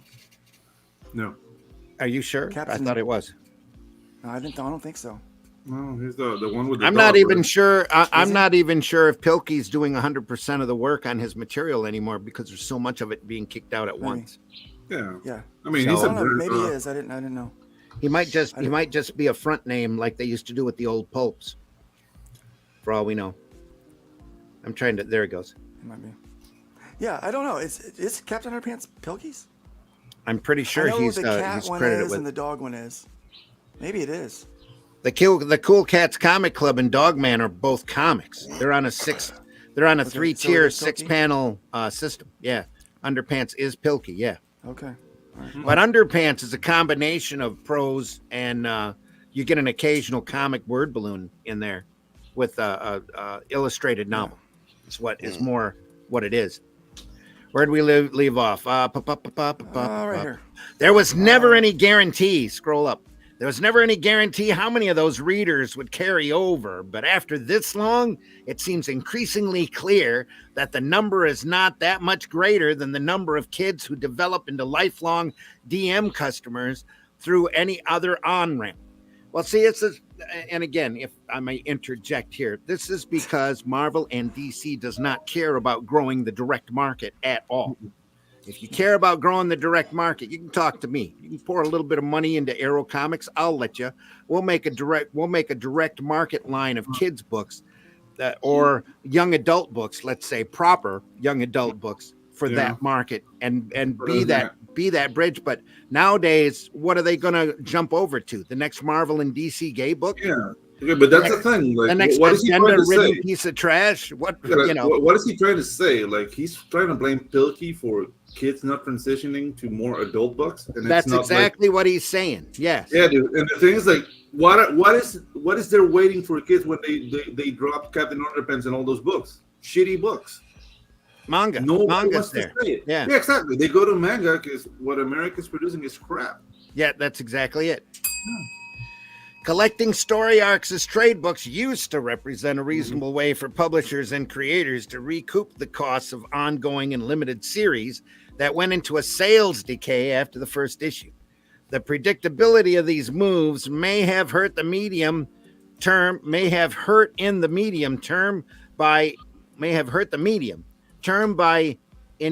inculcating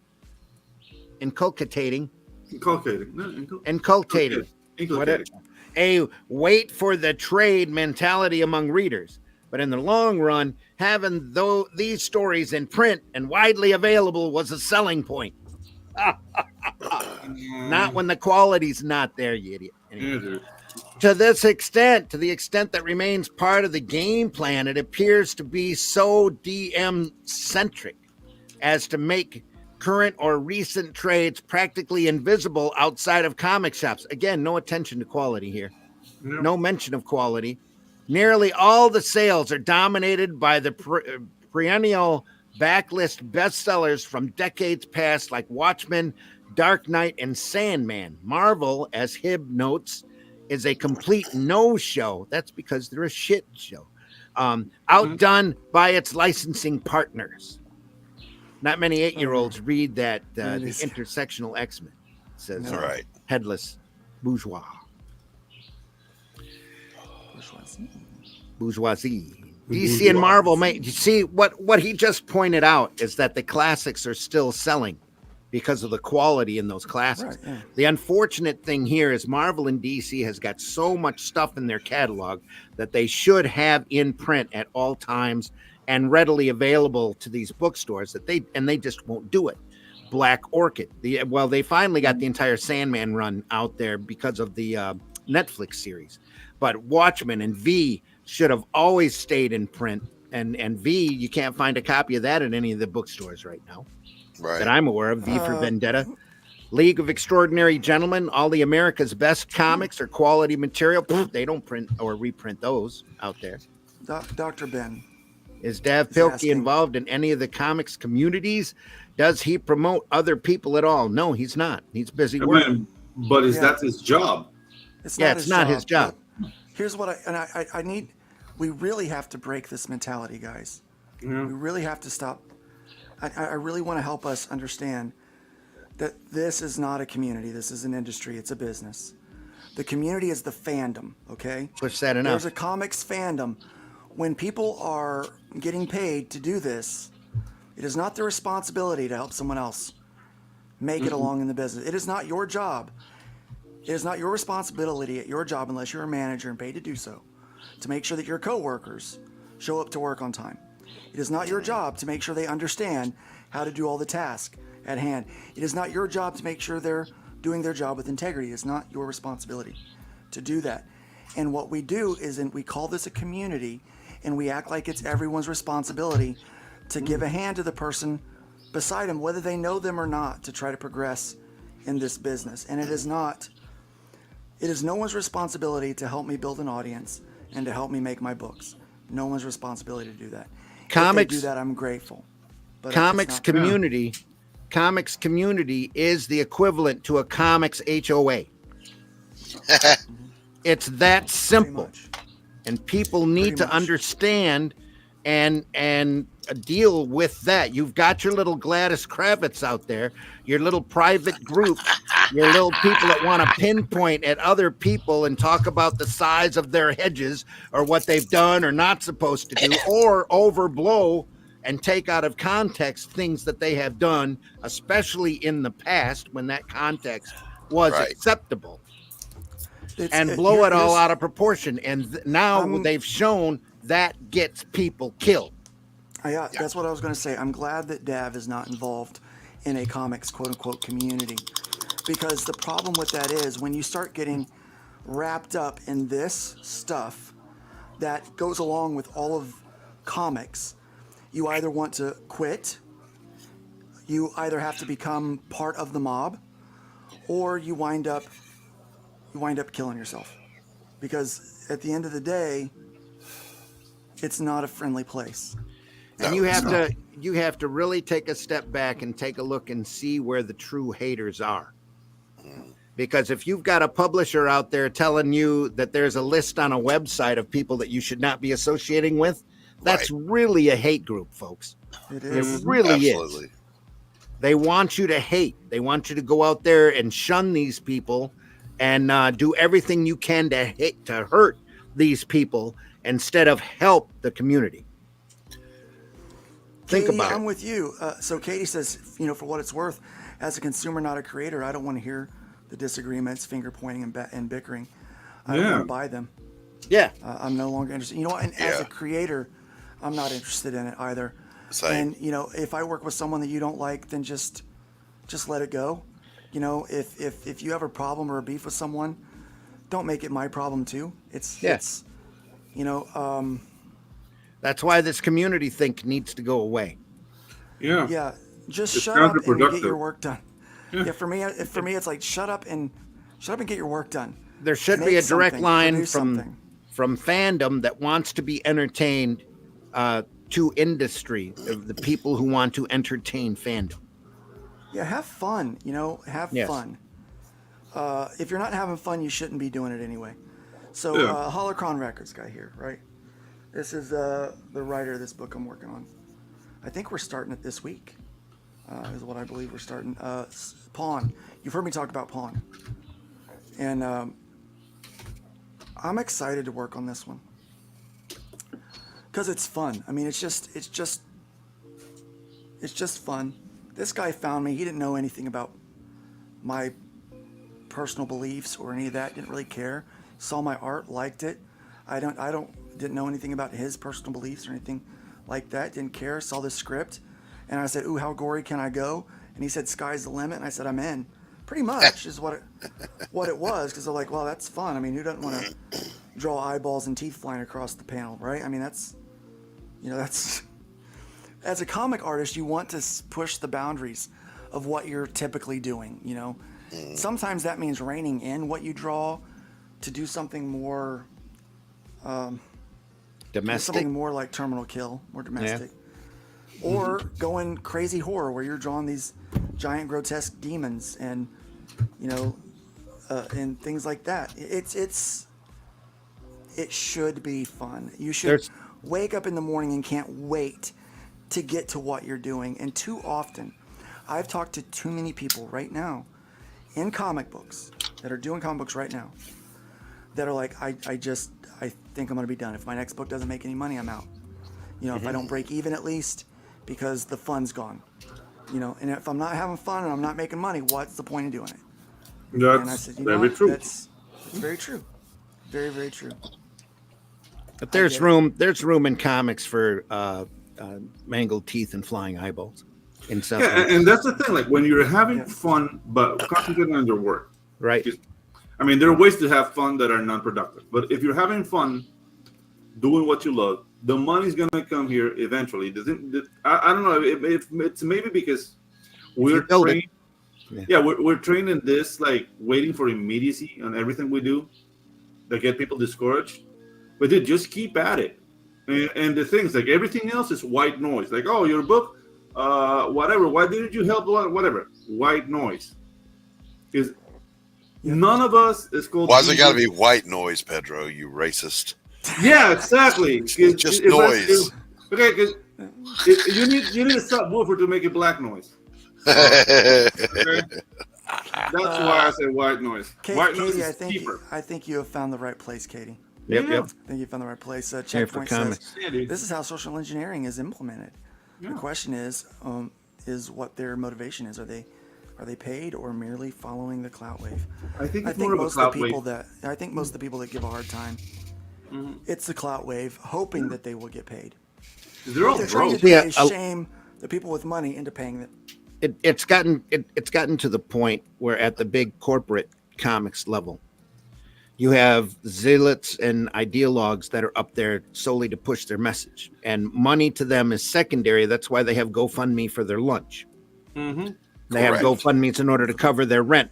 It's more important for them to be up there because they see comics as propaganda, and they think they're actually influencing young kids' minds, when actually what they're doing is turning off the fandom to destroying an industry, and destroying an industry. Loyalty. And some of them are intentionally doing that too. They're out there trying to look how to totally deconstruct a toxic masculinity or whatever they want to try to call it. It's a mess. And it needs to be pointed at, laughed at, and then shunned and ignored. Yeah. And there needs to be another industry rise up around them. With it. Yes. Let's have fun with it. A more fun and entertaining industry. With all kinds of comics for all kinds of people, saying all sorts of different things.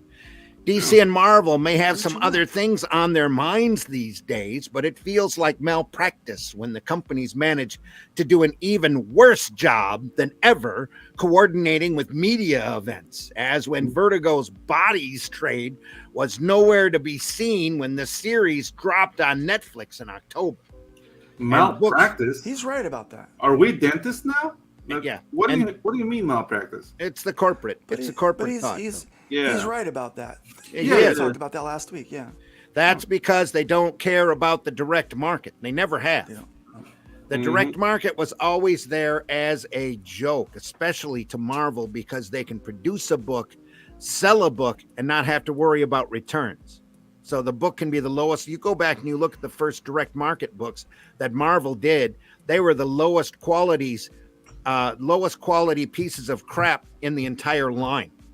Moon Knight, Khazar, and Shauna the She-Devil. You go back and take a look at those books and compare it to the other stuff that was coming out in the same month. That was newsstand delivery, night and day. They never cared about the direct market, and they've gone out of their way to hurt and maim and destroy and cripple the direct market every chance they get. But the retailers bend over and take it because Diamond tells them that that's the big books that sell. You know what made those titles better for the direct market and swung it? Was the fact that there were hungry artists and writers that knew their only way into the industry was to work on those C and D level books. Well, you see the positive. That's where McFarlane started. He was like, I never tried to draw the main characters. He goes, I knew I could get my foot in the door by drawing those other ones. And if I did a great job on that and made that a really good book, I could get promoted.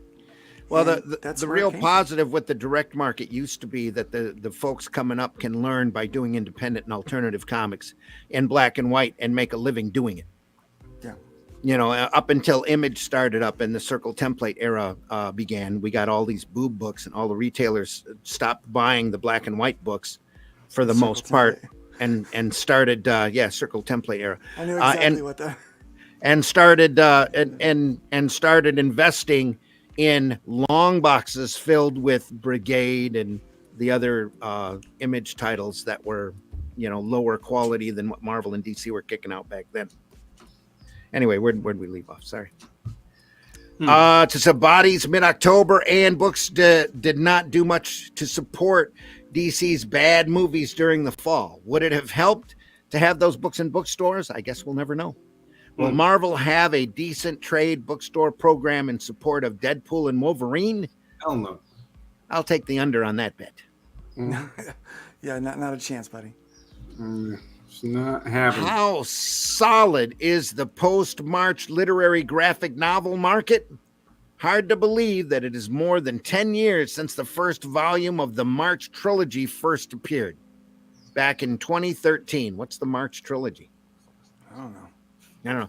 At the time, and in the decade since, having the memoir of one of the most celebrated and consequential figures in recent American history available in comics format did wonders for both the stature of literary graphic novels and for the business. I have no idea what he's talking about here. Yeah. No idea. The sales of each volume of the trilogy were larger than just about any other literary graphic novel before or since, and the series remains a perennial strong seller even in back catalog. Anybody March knows? trilogy. I'm looking for that. I have no idea. It's March. Scroll down just a little. Perennial sounds like a condition. Yeah. March benefited from three factors that are hard to repeat. First, it's that John Lewis lent his stature to the project, bringing a combination of historical gravity, charisma, and current-day news-making ability that is hard to match. Second, though the book deals with serious subject matter in a rigorous, historically accurate way, it is also accessible to younger readers, making it a cross-category threat that works in both the adult, teen, and educational markets. And finally, many of the issues of the civil rights era have become newly relevant in American politics, particularly during the Black Lives Matters protests of 2020. Yeah. Now you know what he's talking about? Yeah, I know what he's talking about. They don't reprint Classics Illustrated either, but there's probably a reason for that. A lot of that stuff's problematic anymore. That said, the only book that has come out of this kind enduring 6- and 7-figure sales market popularity is They Called Us Enemy, also from never heard of it, also from Top Shelf Productions, which also benefited from celebrity author, George Takei. I know what he's talking about now. And an all-ages approach. Yep, it's George Takei's memoir of his time in the internment camp here in America. Okay. Yeah. Without these, which is an important work, very important work. Without these titles, ought to teach kids more about I didn't realize they led the way in graphic novel sales. What's scaring, racism, the power of polarization can actually do, the damage it can actually do. I mean, without these titles leading the way, how much of a serious literary graphic novel market is there in North America right now? Notwithstanding the efforts of great publishers like Fantagraphics, Drawn and Quarterly, Abrams, and the like. Is this, barring the occasional breakout hit, always going to be fundamentally a small press play? Meanwhile, the supply of these kinds of books, often in beautifully designed editions, continues to increase along with the storytelling ambitions of next generation creators, some of whom are now pouring forth from graphic novel MFA programs. I know what the MF stands for, but what was the A stand for? Anyway, will 2024 be one for the books? Over the last decade, we've seen the balance of power shift from the direct market to the bookstore, largely on the back of manga, largely Viz Media and Scholastic. But like so much else in the world right now, the rising tide needs to raise at least a few more boats. Shut up. The opinions expressed in this column are solely those of the writer and do not necessarily reflect the views of the editorial staff of ICV2.com. Or the world. Rob Selkowitz, or the world. Do Rob they normally Selkowitz, put that on his articles? whenever he says something that they totally They disagree with, Rob Selkowitz is the author of Comic Con and the Business of Pop Culture and an Eisner Award nominee. Not a winner and won't be, because they took away that award. They did take that award away. That was another column he was bitching about. He'll never be. Wow. He's doing right there. He'll never be a winner. Sarskowitz. Yeah. Now he knows what it feels like to be me. He'll never be a winner. Yeah. Exactly. Booksellers file to intervene in Amazon suit, arguing damage from Amazon's behavior. The American Booksellers Association has filed a motion to intervene in the case against Amazon filed by the Federal Trade Commission and 17 state attorneys last fall. The goal of the association is to bolster the case filed by the FTC by including the concerns of independent booksellers. The association notes that in '94, when Amazon launched, there were 7,000 independent booksellers in the U.S., a number that has now dropped to 2,500. Amazon has stifled such competition by ABA members by exercising its monopoly power to coerce publishers to accede to its demands for substantial and unjustified price discrimination, enabling Amazon to sell books to retail customers at prices that ABA members cannot match except by foregoing a sustainable margin or incurring a loss. Given the higher wholesale prices concurrently paid by ABA members for the same books, the association argued in its motion. Motions to intervene are filed by parties who have an interest in the outcome of a case and want to make sure their interests are represented. If the motion is denied, the ABA has asked for amicus status in support of the complaint. So last year we reported on the fact that Amazon's new, they are kind of cornering the market. So they have set price guidelines for the people like us who would write a book and publish a book through Amazon. And they're kind of what their direct thing is, where they print it and ship it. And now they're setting prices to where for some people, if they sell the book through Amazon, their margins are not sustainable. They can't make money off of it. And in the worst case scenarios, they are actually losing money on that book. So publishing it costs them money rather than makes them money. And so they have filed lawsuits against their monopoly of this, and then their, and it includes their practices of setting some of these price points. And basically, if you want to sell your book, you got to do what we say, right? Kind of thing. Which in most cases I would be totally fine with. But the fact that there is no other competition that they can go to in order to sell their books, I think that tends to be the problem. That's where the lawsuit stems from. Yeah. So this is just a continuation of that battle.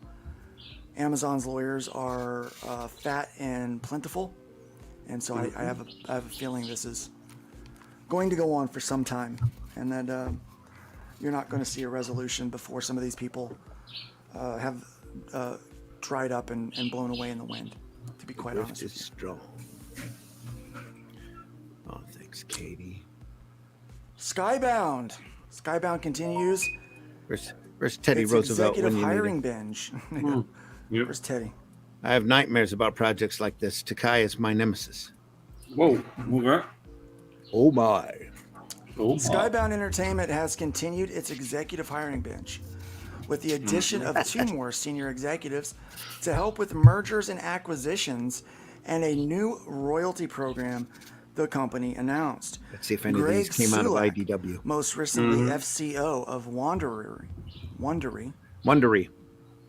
Chief Financial Officer of Wondery, name one product they did. Company. I don't know anything that they've ever done. Yeah, exactly. Has joined the company as Chief Financial Officer, where he will be responsible for the finance and accounting activities of the company. Here's what's funny. That seems like a lateral move. Yep. Sulak has been a financial executive at 2 companies through acquisitions, at Podcast Studios Wondery, before and after its acquisition by Amazon, and at digital content company Machinima, before and after its acquisition by Warner Brothers. He also spent time at Yahoo and PricewaterhouseCoopers. Well, there you go. Yahoo. That tells you all you need to know. There's no spaces in that other one. Nope. Will Cassoy, who spent time as a consultant as president of charity fundraising platform Omaze and as CEO of mobile video advertising platform Ad Colony, has joined Skybound as head of consumer strategy. In that role, Cassoy will develop Skybound's tier-style insider loyalty program and oversee the company's website and online stores. Greg's expertise is pivotal as we actively increase M&A and IP development, while Will's background in cultivating long-term fan loyalty lies at the core of Skybound's DNA, CEO David Alpert said of the hires. Skybound announced 5 new hires in April, including a top comic editor and 2 senior video game executives. I don't know, man, they must have some kind of bankroll. They must have some kind of bankroll over there. Yep. Yeah.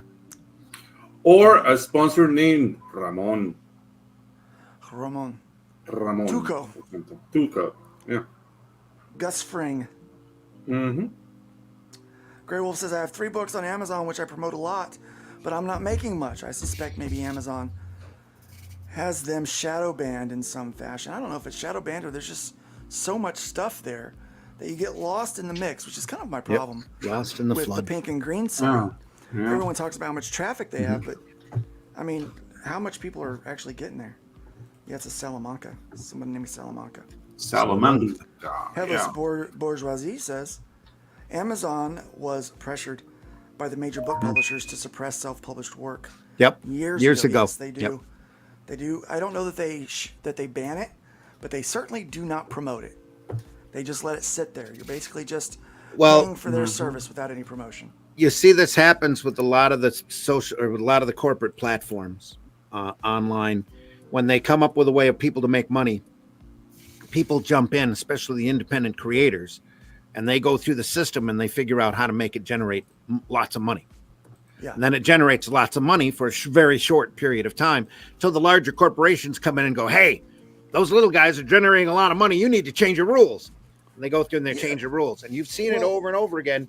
Amazon, YouTube, Patreon, all of these companies all do the same thing. Once the little guy gets in there, the independent spirit, the creative end of this, just like independent comics, gets in there and figures out how to make a living off of this stuff, they'll slam them. The corporate will go through and make them change their rules. It's not guys and like then Grey nobody Wolf. wins. Yeah. It's not guys like Grey Wolf. It's these guys that use AI to make coloring books. Well, that too, Right? And they're selling the coloring books. Or it's the guys that make AI to make, whatever. Watched a video a few months ago how you can make an entire graphic novel in a day. Yeah, they put no effort into it. They put it on Using Amazon. all AI they're making programming. a ton of money. Yep. And so they're trying to nerf them, but what happens is they do more than nerf them. They hurt everybody. the legit ones, Everybody. the legit people. Yeah. They hurt everybody. Yep. They hurt the industry. I don't like them. We're not supposed to like them, though. Doc, you've been doing this comic book thing for a while.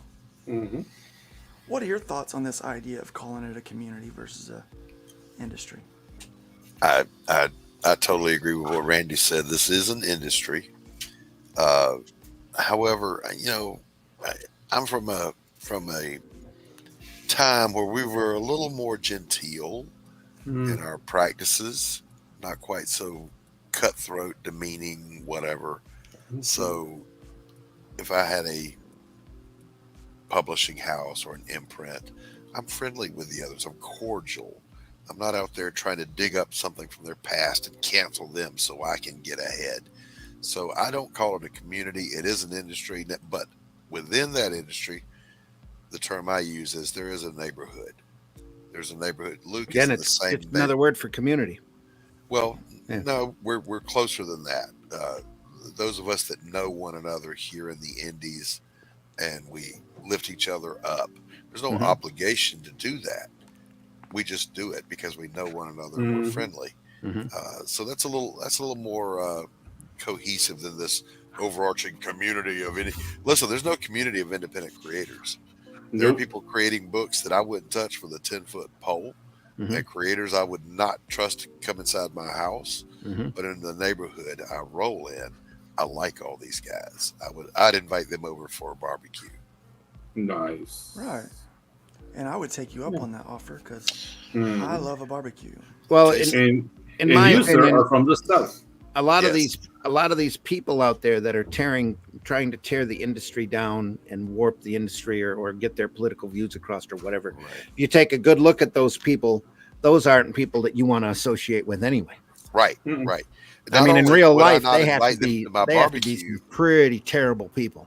Yeah, I'm not inviting them to my barbecue, but more telling is that if I was a homeless guy on the street and one of them tried to feed me their barbecue, I'd be like, no, I'll pass, thank you. I don't know what's in that shit. Laced with something. Yeah. PCP more than likely. I don't want your poison, is what I'm saying. I'm a free-thinking, conservative human being. Yeah. I don't need your message. I don't need your blood sports. I don't need your cancel culture. No, thank you. I don't need any of that. Yeah. All right. So, what year did you get yourself into these independent comics? Current version. Me? Yeah, Doc. I did my first indie comic work back in the 90s. I want to say 93, 94, somewhere around there. Working for itty bitty little imprints. So I guess I've always been an indie, but it was work for hire. It was never my stuff. It was just, there was a strange network that existed before. I, to this day, can't tell you how we all found each other, but we did. And so these little publishers would say, hey, I'm looking for a penciler. And back then you submitted an ash can. Okay, I'll take your character. I'll do here's my interpretation of a little short story. I'll mail it to you. If they like it, they hire you. So I was doing that for Pocket Change Comics, Fusion Press. I forget there was two others. But then, I got out of it. It wasn't lucrative. You're not making any money. It was stressful, but it was a good internship. It was a good way to learn the process, what goes into making books. And I just kind of let it go. I was a counselor and my practice was getting busier and busier.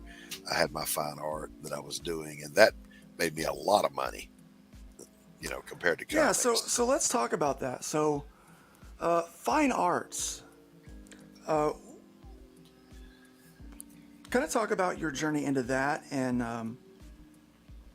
obviously you said you were making money. Yes. How did you make money doing that? I got lucky. You got to be good in the first place, but there's lots of good artists. Okay. But the luck part is a right collector finds you, likes your work, and those high-end collectors know each other. They network. So what kind of fine arts did you do? I mean, and there's various styles. There's landscapes. Yeah. There's, I was a plein air impressionist. Okay. It means I go out and I post up somewhere and I paint what I see. And I do it in the style called Impressionism, developed by Claude Monet, Renoir, Cezanne, Sisley. Yeah. I like Cezanne, but he wasn't really an impressionist. He was a post-impressionist. Yeah. I need to make some tea now. Wow. Yeah. I like Monet. I like Monet. Can I share screen with you? Yeah. And I like Francis Bacon. I was a huge fan of the Impressionists, and if it tells you anything about me, comic books, and fine art, the first two artists that made an impression on me were George Perez and Claude Monet. Oh, okay. Both of them at the same time. So let me share screen here, and I've done well over 1,000 paintings. I'm not even sure how many.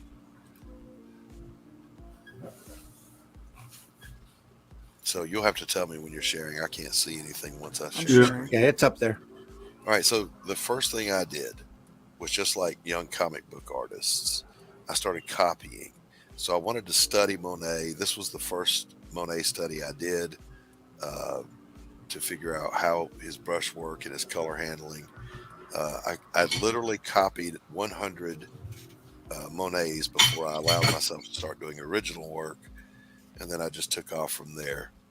So these are all local scenes.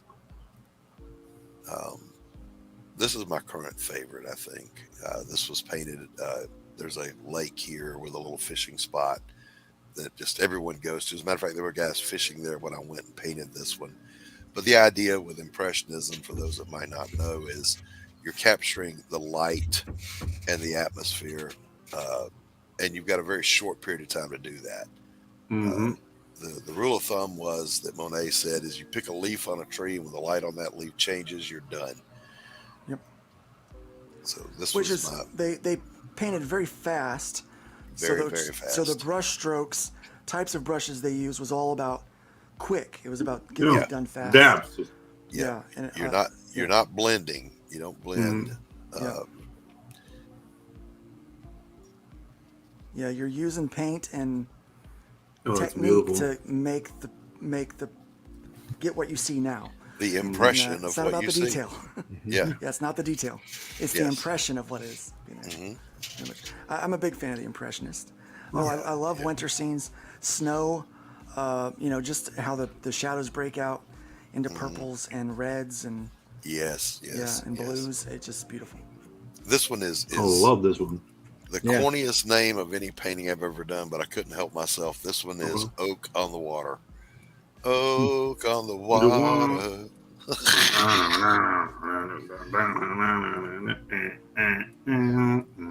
gotta see that now. This was painted on Bay Street down in Beaufort, South Carolina, looking over. Oh my God! Over the bay. It's incredibly bright but hazy morning, man. And I had to. I pulled over, and I got permission because on Bay Street down there it's kind of ritzy. I got permission from the homeowner to park in his driveway because it's a narrow street and paint. Hey, Doc, there's this Disney director, George Scribner. He's doing this now. Like he's doing Impressionism. Like you might enjoy his work. He comes from an animation background, so his figures are like they feel like moving, but they're done with like dabs and impression. Dude, it's freaking amazing. Yeah, please check him out, George Scribner. So I know a lot of Impressionists use acrylic and not oil paints because oil paints take too long to dry. Right. So they use acrylics that will dry much quicker. As you say that, I went from oil to acrylic back in the 90s and never looked back for that reason. There is a great oil painter. He is a tonalist named Stuart Davis here on YouTube. And Stuart and I have talked quite a bit. He frequently gets asked when he does these soaring skyscapes and these big vistas, can you do that with acrylic? And he said, no, you cannot. I said, the hell you say. So I did one in his style, and I sent this to him, and he said, he showed it on his show. He said, I stand corrected. You can do it with acrylic. I can't do it with acrylic. That's, it's like one word. Not trying hard enough.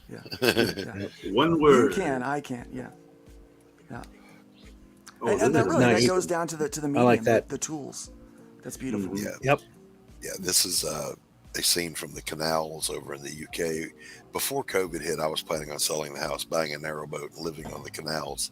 But it didn't work out that way. But God, one of my friends over in the UK sent me this photo from the bow of their boat and said, can you paint it? I was like, absolutely. And then they ghosted me. I never saw them again. So they didn't buy it, so I kept it. Are you still working in fine arts? Are you still? No. There's no for two reasons. One, there's not enough time in the day.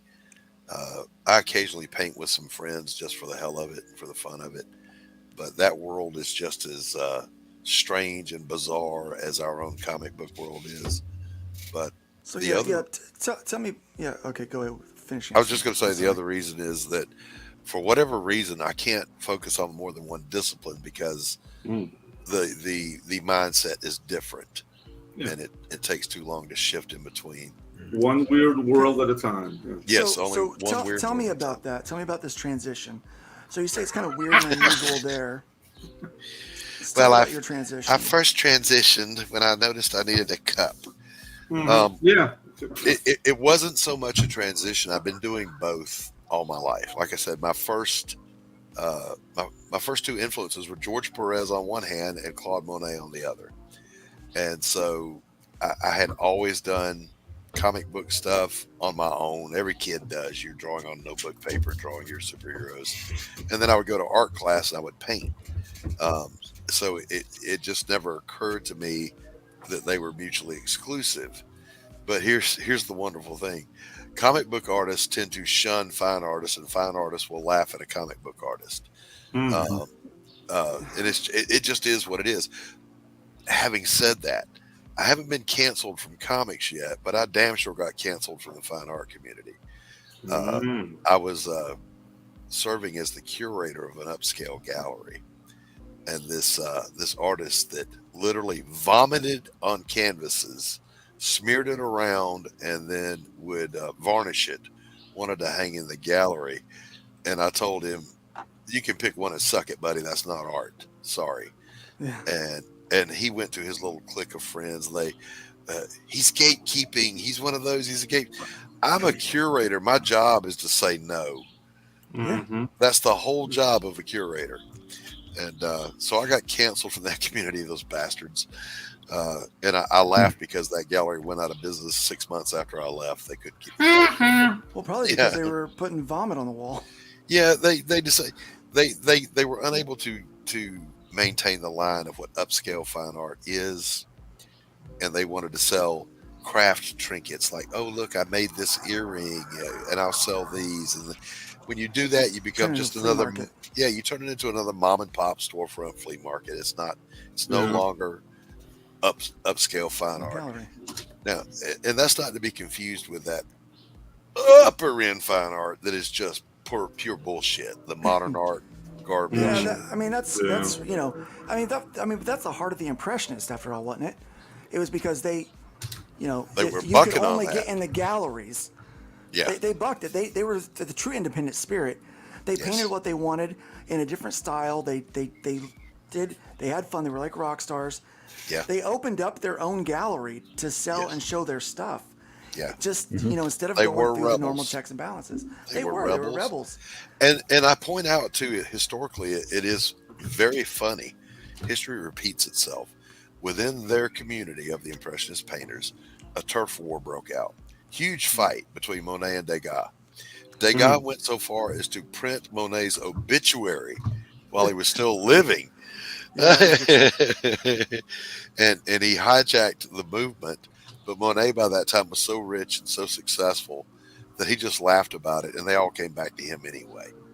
Degas kind of died a lonely old man and bitter and whatever. Yeah.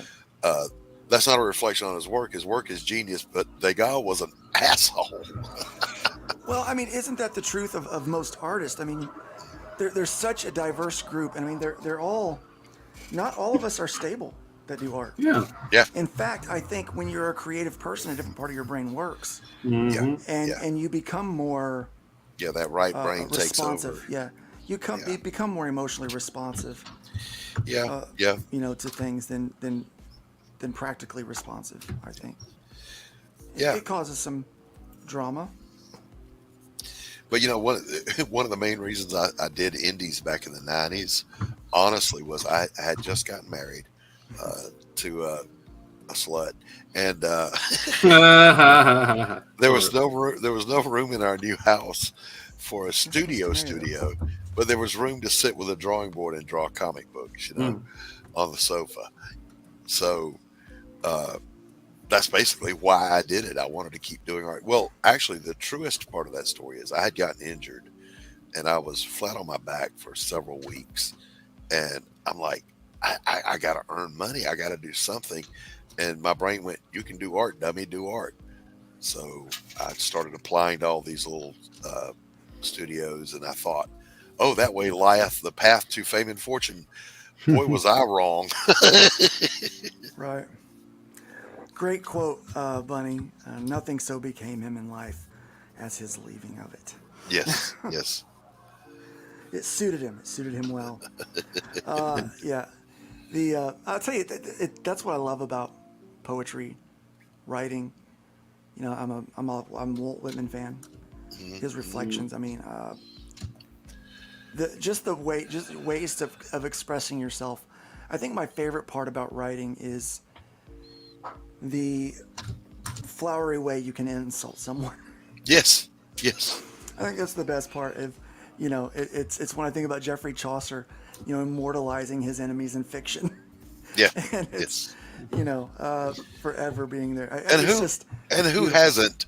You know, it was a common trope back in the Middle Ages. Don't fuck with the bards, because they'll go from town to town singing about what a prick you are, and you ain't doing business nowhere. The original cancel culture. The original cancel culture came from the bards. Yeah. Exactly. That's what you get. So this transition. So you're laying flat on your back, and then you can't have the painting studio, so you start drawing comic book stuff. Learning sequential art. Now, sequential art in painting a landscape couldn't be any more different from riding a unicycle to driving a car. Right. Absolutely. Luke, I have to apologize to you, Luke, because you say Walt Whitman, and I thought you were talking about Charles Whitman. There's two different people. Sorry, just to say, it happened in my mind. They're not the same people. Yeah, sorry about that. Sorry, Doc. Different. Continue. No worries. No worries. Yeah. But you know what that means? Yeah. You know what that means? It means you're a catcher, not a pitcher. One of the Whitmans is. I don't know who. Yeah. Maybe Chaucer. That was definitely from the movie A Knight's Tale, where Chaucer was in there. I was naked, but for a moment. You shall be naked for eternity. For eternity. Yeah. Yeah. Yes. Another great movie. I love storytelling is great. So, and I think the key for storytelling in comics is the sequential storytelling. So how did you transition from I'm going to paint what I see out here to now I'm going to draw a story from my head or from someone else's head, but doing it in a way to where strictly visually it tracks on the page? For me, it was before I was a comic book artist or a fine art painter, I was a writer. I was a storyteller. And I don't think of comic books as art. I think of them as storytelling. And I don't mean that they're not art. I mean, I don't approach them as this is just a visual thing. It's all about the story. And so I'd always been a fan of the old movies that didn't have CGI. They didn't have effects. The editing wasn't always where it should be. They had to be able to tell stories effectively. And so I could see those images in my brain, like, I guess, storyboards. And that's how I approached sequential art. And keeping in mind that my influences were John Byrne, George Perez, Romita Sr., all those guys. And so I had a hell of a lot of inspiration from them. Okay. I particularly remember, by the way, in the Korvac saga, there was a panel that Perez had done, just one little panel. And it's Iron Man. He's kneeling down, and his arc reactor in his chest is alight, and it's shining on tire tracks on the road, and all the Avengers are standing around him. And it's this tiny little panel. I'm like, how in the hell does he do this? How do you get 20 people in a panel the size of a poker card? And I drew that panel over and over and over again and never got it right. But it was the experience of doing it, you know? Yeah. So, describe the quirkiness in character between fine art community and comics. Let's talk about some of the similarities. The weirdos. Yeah, there's Let's compare weirdos. Yeah, there's blue-haired SJWs in both fields, and they all behave exactly the same way. They want to co-op, take over, and cancel, and then they have no idea what to do with it once they have it. You see, yeah, that's I don't understand that mentality. I don't get where that comes from. Where they want. I just don't understand. I don't want to understand. I think if I understood it, yeah, maybe it would make me even more cynical than what I've grown to become. And I prefer to stay somewhat ignorant and blissful, because there is definitely bliss in ignorance. And so as long as I if I'm afraid that if I think like them, I'll become more like them. Yeah. Even if I understand them to any degree. Well, because it seems inhumane to tear things down and not want to create and build things up. Like how can, like, I'm trying to understand how you can look at vomit and say that is art, or duct taping a banana to a wall is art. Yeah. That's minimal effort. There's this gallery where this guy's stacking up buckets. It's buckets of sand. It's ineptness is what it is, and it falls over, and he just stands back and he puts his arms out, and everyone starts applauding. I'm like, what is wrong with you? This is an old man. I would take him into the doctor and be like, I think he has dementia. Yeah. I mean, he stood up in front. He tried to stack up these buckets, and they fell over. And I mean, come on. I mean, this is not. Yeah, you can find these on YouTube, but there was a show. It was a network show. I think it was on the Learning Channel or whatever, where the Museum of Modern Art was holding a competition for this big scholarship, blah, blah, blah, blah, blah. And one of the finalists was literally this little Korean fufu kid who hung his dead father's shirts on hangers on a clothesline and called it art. And the guy comes in, the host, he goes, "This is so profound. It's fucking laundry. Come on over to the house. I got some hanging in the backyard right now. Give me the $50,000. What the hell is wrong with you?" Yep. I have an explanation for that kind of behavior, but this channel's already struck. Yeah. I got guns and bullets, Glenn. Stay off my lawn. Get off my lawn. Get off my lawn. Yeah, Clint Eastwood, man. Yeah, Prophet over time. Look. At some point, you do have to look at things and be like, "Nah, it's illogical. There's no way I can understand it. It's illogical to take just to want to tear things down. Yeah, and have no vision of what it should become. Yeah, I don't get it. I was a counselor professionally for most of my working life, and I do understand it. As in, I comprehend it. I do not condone it. But these are desperately empty people seeking some sort of power and fulfillment in something that they conceive of as just in that moment. Well, maybe doesn't matter how transitory it is. Doesn't matter how transitory it is. Doesn't matter how stupid it is. It's, I am the just crusader on the side of righteousness, and therefore I will slay this evil gatekeeping. So you're curator. saying they're just really bad. So they're just really bad at being sociopathic. They're really bad at comprehending reality. I just thought you were describing every comics so-called professional over on Blue Sky. Yeah, I mean, there's this element of being wronged. Like I have to make something right, but they don't really have a plan. So did you? And they can't identify what is wrong or why it's wrong. They just conceive of it as wrong. I'm sorry. So were you doing the comics before or after your cancellation in fine arts? Before and after. Okay. So what happened was, the reason I came back to comics, I had already accidentally found Ethan's channel, right? And I'm like, I remember that kid. He was starting out with that little frog back when I was doing comics. Yeah, there you go. And went behind the ears. Yeah. So I was watching Just like that Kirkman kid selling the Battle Pope comic. Yeah. And he got so much better at drawing that. So I super chatted him, and I said, I wish there was something like Comicsgate for fine artists because I've been canceled too. And I dropped the link to my art website at that time. And I'll never forget, it was Ethan, Artie Bear, and Billy Tucci they were on. And they were kind of, whatever, fine art. And they clicked on the link and they oohed and awed over the art. They're like, damn, man, you're good. It's quite good, yeah. And then Ethan just said, I don't know what to tell you, man. He said, come do comics with us. And I went, I know how to do comics. And I was back. There you go. Back in the comics. Boy, things have changed a lot since then, especially, things have changed a lot. Yes. Over the, over the many years here. Yep. Doing comics and things. Yeah, that was 2 years ago, by the way. Still evolving.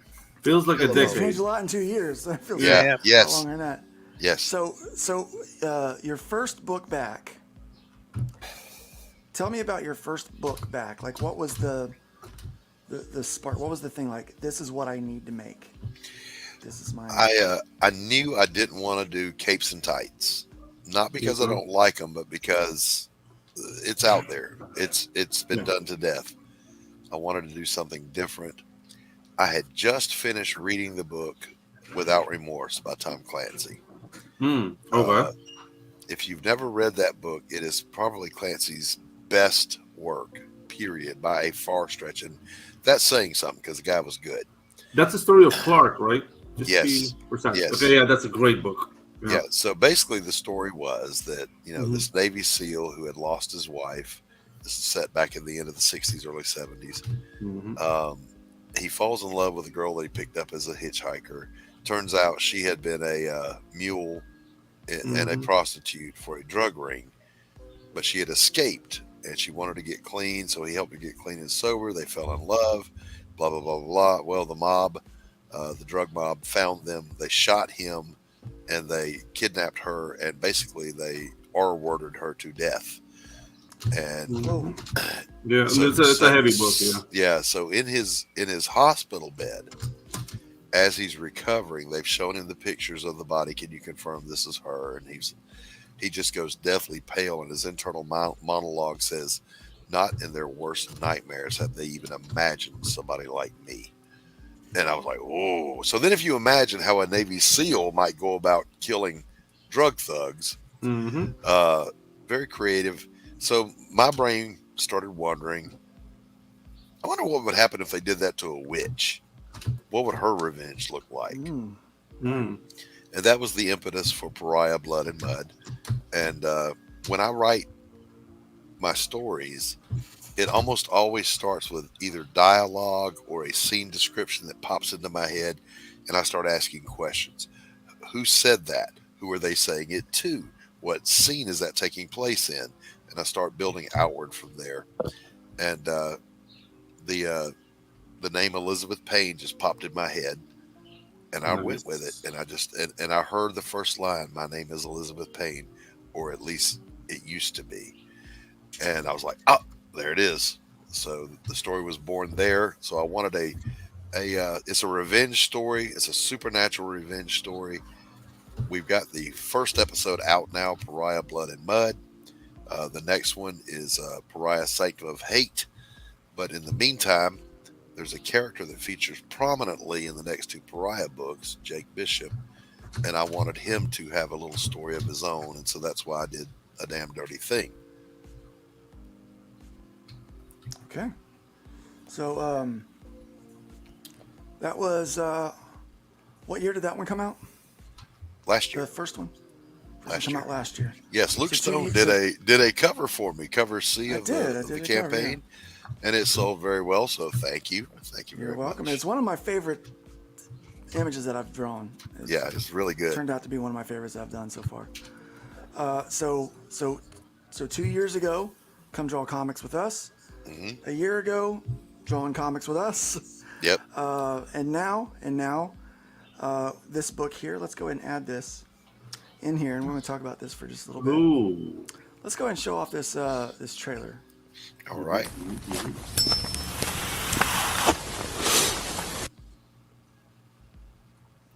Okay. There you are. That's great. Love it. Love what you did with that circle. Bravo. Great trailer. There you go.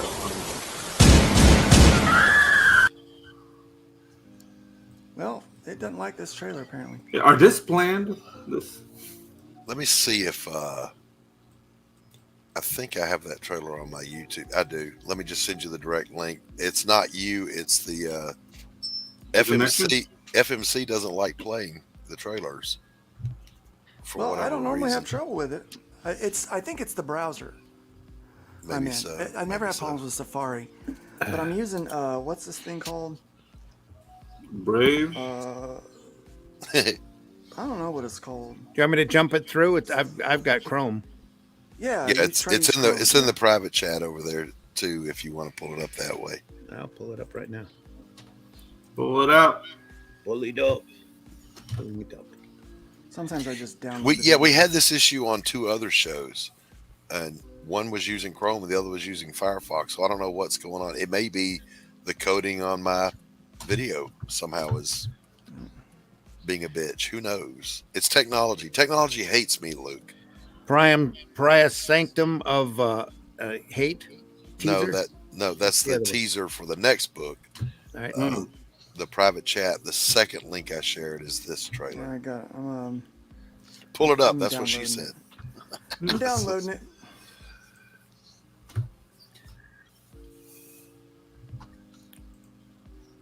Video file. Downloads. My other downloads. I got it. Oh no, I've got the actual video. Who got it harder? All right. Well, I have the video. What's going on? Strange things were happening all around us. Yeah, I believe you. 10 nerd points for whoever not can playing tell at all, man. what that line Come is on. from. I downloaded your video and it's not playing. I feel like the universe doesn't want us to play your video. You know, hang on just a second here. Randy's all over it. I am. With the cheap See, look, suit. the meters are going. I'm being canceled again. Glenn Fleming says. Yeah, is that fine art community? They heard me. They heard me talking about them. Yeah. I'm driving, Randy. There we go. All right. Okay. Promise.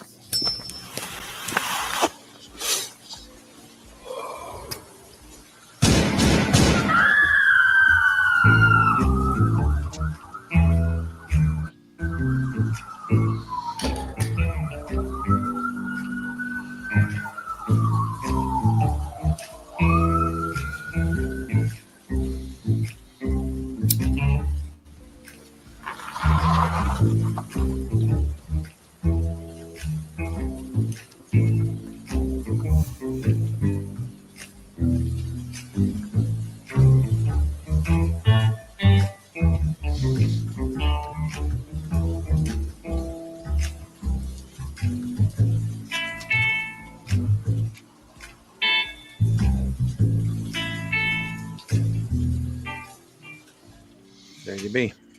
There. I feel so accomplished now. There you go. Thank you, Randy.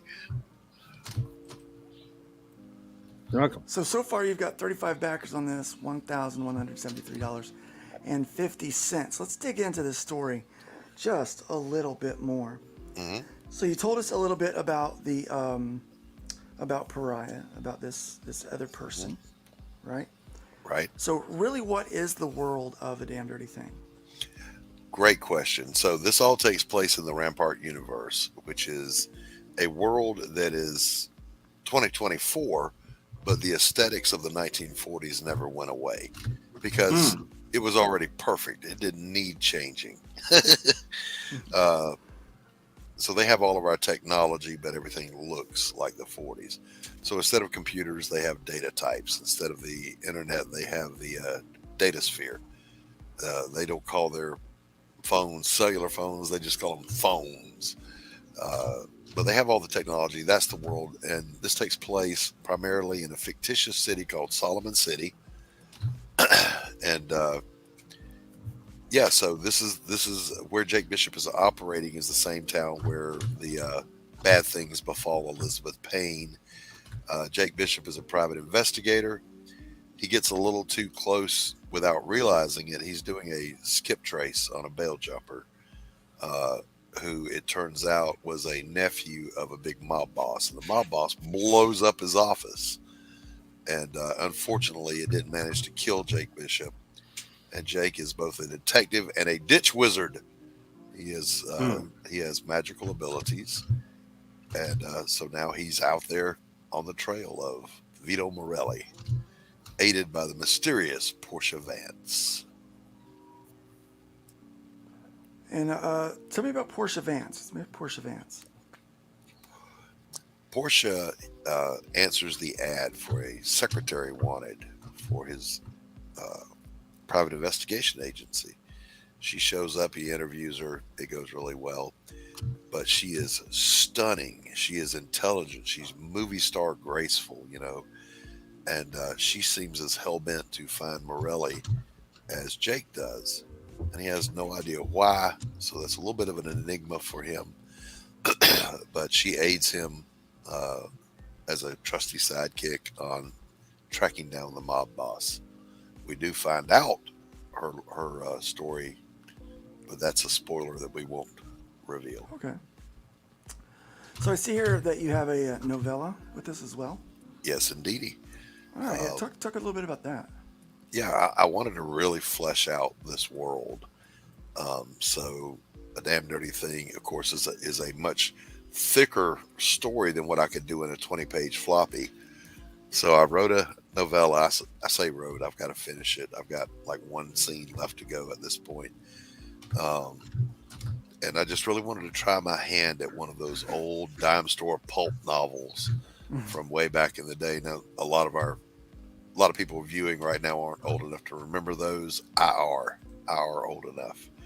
And I love, you went in and you got a copy of Tarzan by Edgar Rice Burroughs or John Carter, Warlord of Mars.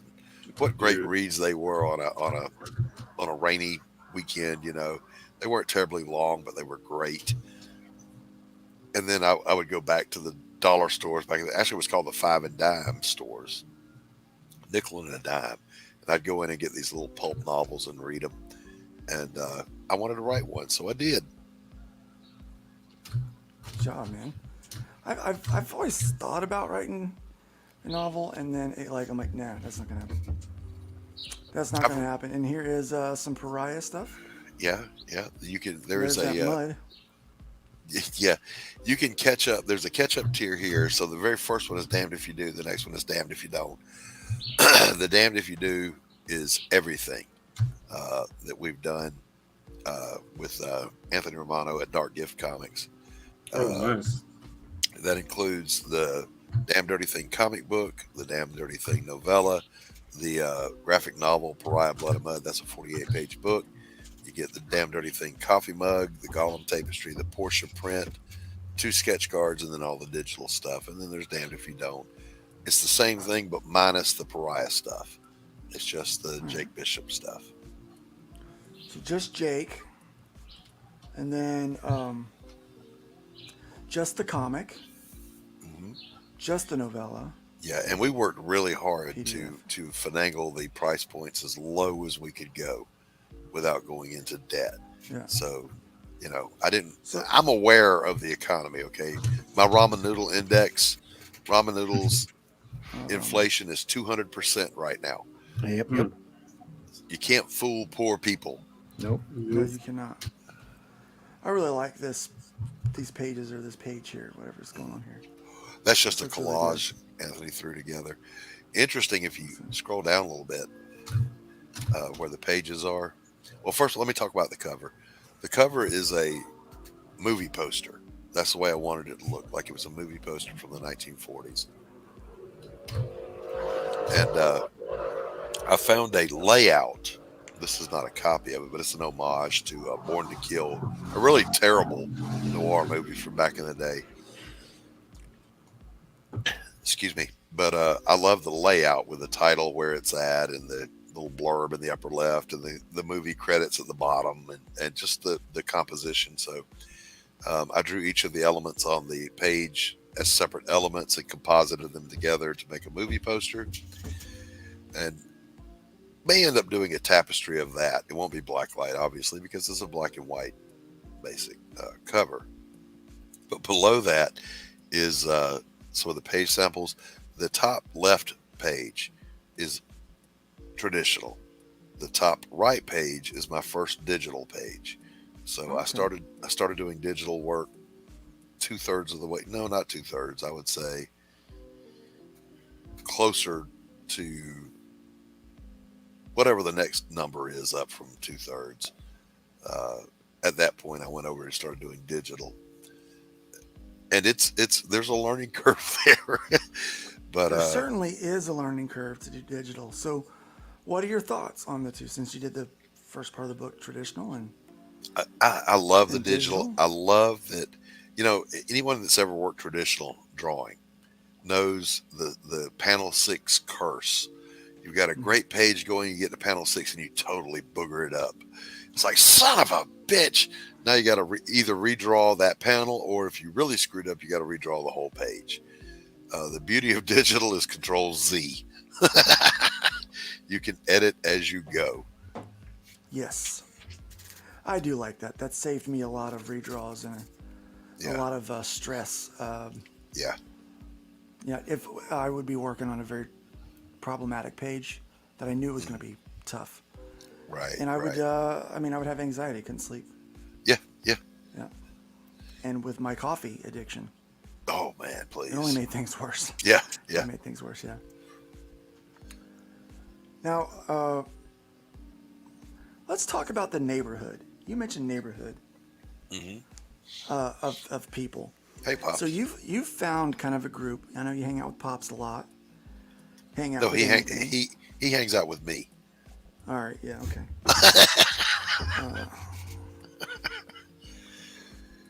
Six of one, half dozen of the other. You know. Yeah. You're often found in the same neighborhood. Yes. Anthony. Yeah. Who are some of these other? Talk more about your neighborhood. How you found these people? Some of the people that have kind of impacted your journey into comics. That's the damnedest thing. If I know, Luke, I don't have a clue how it happened. But I'm friendly with John Dillard and Jim O'Reilly. But it's not like we're taking cross country road trips, Thelma Louise style together. We know one another. We kind of come alongside one another ideologically and artistically. Pops is a friend, but he's the friend I fight with the most. Ask him, he'll tell you. But as long as someone's not being a cancel culture sissy la, I get along with everybody. My personal philosophy is I will always treat people as kindly as they allow me to treat them. And so I'm just cool with everybody. Yeah. That's better than don't start nothing, won't be nothing. Flipped you the bird. Flip the void. The void. Flipped you the void, Doc.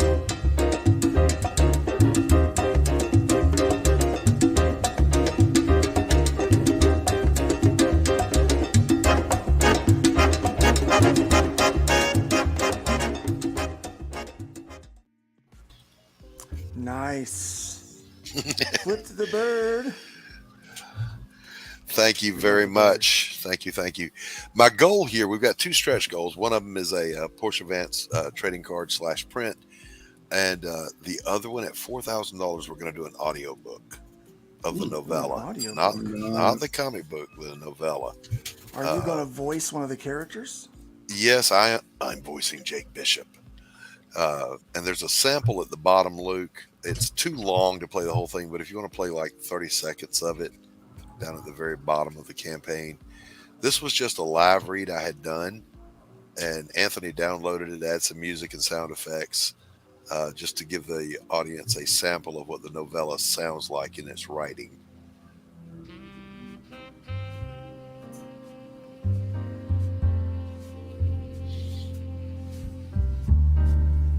Jazz.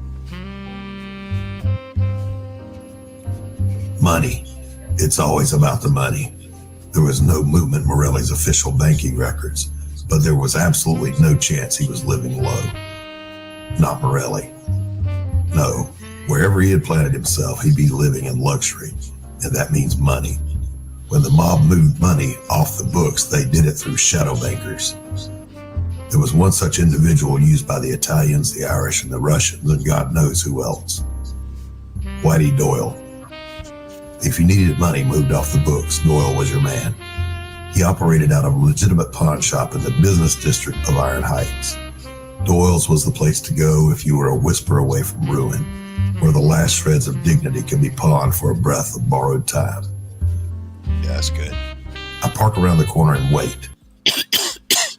I like the music. Dude, my house smells like cigarettes now, man. Yeah, baby. Cigarettes and whiskey. That's it, baby. Yeah. And broken dreams. And broken dreams. Yeah. So we've got the voice talent already lined up. I've got Lori Calcaterra coming on board. Oh, nice. I've got John Dillard. I've got anyone's ever heard John Dillard? He's got a voice for broadcasting. Hey, Gable Pennyshot, Yucky. Yo. Look, if you need a Tony Montana, I can do it. Okay. Whenever you need a Tony Montana, hey, what do you think? I'm a cockroach. I can do it. You know what, Pedro? I've got a character named Varga. There you go. In the book, I might be hitting you up. I've got Christian Zaffo. He's got the thickest Brooklyn accent you've ever heard in your life. He'll be doing a voice. All right, so here, this is Jake Bishop's business card, and spoiler alert: everybody's going to get one of these in their product. But that's a working phone number. 410-449-2466. You can call that and leave a message for Jake Bishop. The best message is going to get a freebie. So when you call in, and I encourage you to do so, be creative, come up with whatever you can come up with. We're going to make a montage of the best messages. But the very best one, of course, is going to win something. But leave a way for us to know it's you without doxing yourself. You could just say, hey, this is Pedro. I know who Pedro is. You know, you can say this is Luke Stone. I know who you are. You don't have to give your address, phone number, any of that. You wouldn't be able to tell just by hearing my voice. I would know. And this is unique. Yeah, this is. I would know. Right. Yeah. So, you say you don't know how you met your neighborhood. Correct. But I'm going to pry on that. Okay. I am. Do. Because I think that's one of the more important things is how you find the people that you associate with in comics. So you stumbled on Ethan's channel. Yes. He said, come make comic books with us. Yes. What was the next thing you did? On that same show, they were talking. Ethan was answering someone else's question. And he said, get a Twitter, get a YouTube. I already had a YouTube channel for my fine art. So I went and I made one for comic book stuff. That's the Doc Blalock YouTube channel. And you got to have a presence. So I'd never used Twitter before, but like, fuck, that place is a cesspool. But I went and I got a Twitter, and I just started posting some of the images that I was working on, works in progress, and started getting likes and comments and whatever. And that's how I met the first part of the crowd. People like James Hayes, Chuck Reardon, a lot of the guys that are just wonderful chat and fans and backers. Met those guys. At some point, Pops approached me about co-hosting with him on CromCon because I've done broadcasting before. I'm comfortable in front of a microphone, and so I'm good with that. So I thought, okay, you've got a face for radio. I do. I was born this way. I'm joking. I'm so mean. Born this way. You do have a great narration voice, though. You do. And so I was like, yeah, I'll come on. I get to interview all these artists and get to know them and these writers. And that, I think, more than anything, networked me up with most of the people that I know. Oh, thank you, Butcher C. Pops is like the gateway drug to comic books. You think? Yeah. I like that. Yeah. And he's going to love that too. He's going to love that too. Pops is a controversial figure. He's a scrapper. He's a fighter. he says what he says and he means what he says, even if he's wrong. And anytime he argues with me, he's wrong. But here's what I know. He's not anti-Comicsgate, but he's not Comicsgate. He is all indie comics. He loves all of them. He wants to just promote people and see them succeed. He was Comicsgate for a while, but I don't think he got as warm a welcome as No, he didn't, and he is somewhat of a controversial figure, and I'm aware of that. But at the same time, if I'm the anti-counterculture guy, then cancel culture guy, then I'm not going to have anybody tell me you shouldn't hang out with Pops. He's bad for your brand. Fuck off. I hang out with whoever the hell I want to.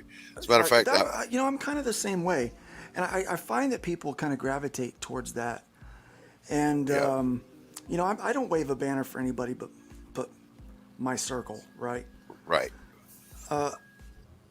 Arrow Comics, you're going to see me promote that a lot. You're going to see me promote my stuff a lot. Anybody that's involved in the kind of those circles, that's where you're going to see me at. Fund My Comic. If you're on Fund My Comic, you get a seat, a front row.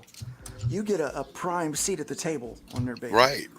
If you're running on Fund My Comic, especially if you're exclusive. Like when you're like, hey, Fund My Comic's my jam, then I will never crowdfund anywhere else after my experience. Yeah.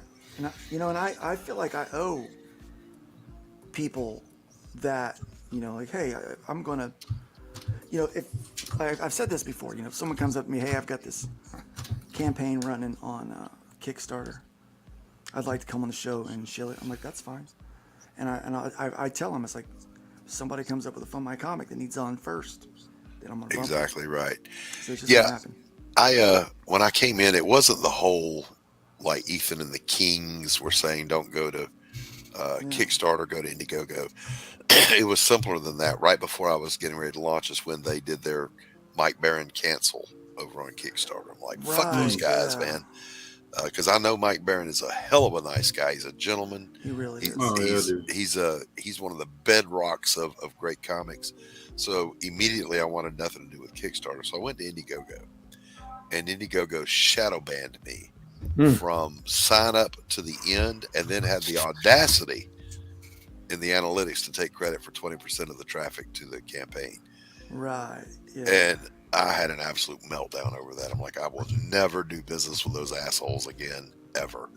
So that ruled out those two. And then praise God, here comes Luke with Fund My Comic. I said, that's where I'm going.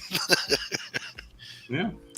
And this has become a neighborhood in and of itself, has really. The Fund My Comic thing. A neighborhood without a Mr. Rogers, I have to say. No, Mr. That's your Rogers. role, Pedro. That's you, Pedro. Hopefully without our Gladys Kravitz. Mr. Rogers. Yeah, no Gladys Kravitz allowed. And Luke, I absolutely loved when you were saying, none of that censorship and cancel culture crap's going to happen here. If you approve the project, it's approved, it's up, it's good to go. No amount of wham from some blue hairs is going to get it pulled down. Look, I'm not easily offended. Right. Because, I always tell people I used to have feelings, but I don't anymore. They didn't wake up with me. If I had feelings, you could hurt them, but those are gone. So yeah. So I'm not easily offended, right? So I know if I see it and it's offensive, then I know it's pretty bad, right? Right. So I'm like, ooh, whoa, hold on, all right. Whoa, hey. So that's kind of my judge on things. If I raise an eyebrow to it, like, we might need to pull that back just a little bit. But the thing is, everyone has been really good about staying within the safe for work boundaries. They really have, and I think they understand what we're trying to do. We're running promotions that are everywhere from 3% standard platform fee all the way down to a 1% platform fee. Right. So that you guys can keep more of your own money. It's fun. It's one of the more enjoyable aspects of comics right now, for me anyway. Yeah. Speaking of which, Anthony wanted to know. Anthony's my publisher. For those that don't know, how do we do the thing where we tip the platform? Is that something you can DM him about? You get a running start. Yeah, you need a running start. Lower the shoulder. Yeah. Lower haunches. Hit low. That's what you want. Lower, yeah, hit low. Am I describing cow tipping? Here's what you do. You go to your checkout, tip. That tips the platform right there. Never tipped a cow, but I've Well, never no, had I one meant wait on me I either. meant us, the publisher. How do we tip? There's a way to tip to stay on the front page. I mean, we're on the front page right now, but we want to stay there. No, Should you be the can't. first window You in the can't. campaign. You Oh, can't. okay. Your backers do that. Yeah. Oh, okay. All right. That's up to okay. your backers to do that. No, this ain't a pay to play, brother. Okay. I didn't No. You can't be like, Yeah. Luke, I'm gonna slip you a hundy. I'm gonna slip you a hundy. I was going to slide you. I was going to slide you a Hundo. tenner. I was going to slide you a tenner. See? And a tenner won't get you nowhere. Yeah, see? I cost more than that. I cost more than that to bribe me. No, your backers do it. All right. So if you want to tip, fund my comic. Your backers have to say, here's a tip. This deserves to be on the front page. If they don't do that, That's what I was looking for. I knew such a thing existed. it's your backers that do that. Yeah. Yeah, we have a Randy Zim. We don't have There you Mr. go. Rogers. Yeah. Yep. That's how you do that. Hey guys, check this out. We've got this new thing. We're adding another aspect of this as an expanded calculator where you can actually budget your campaign. But let's say, what did you raise on the pink site with your campaign that you did? I think 2,800.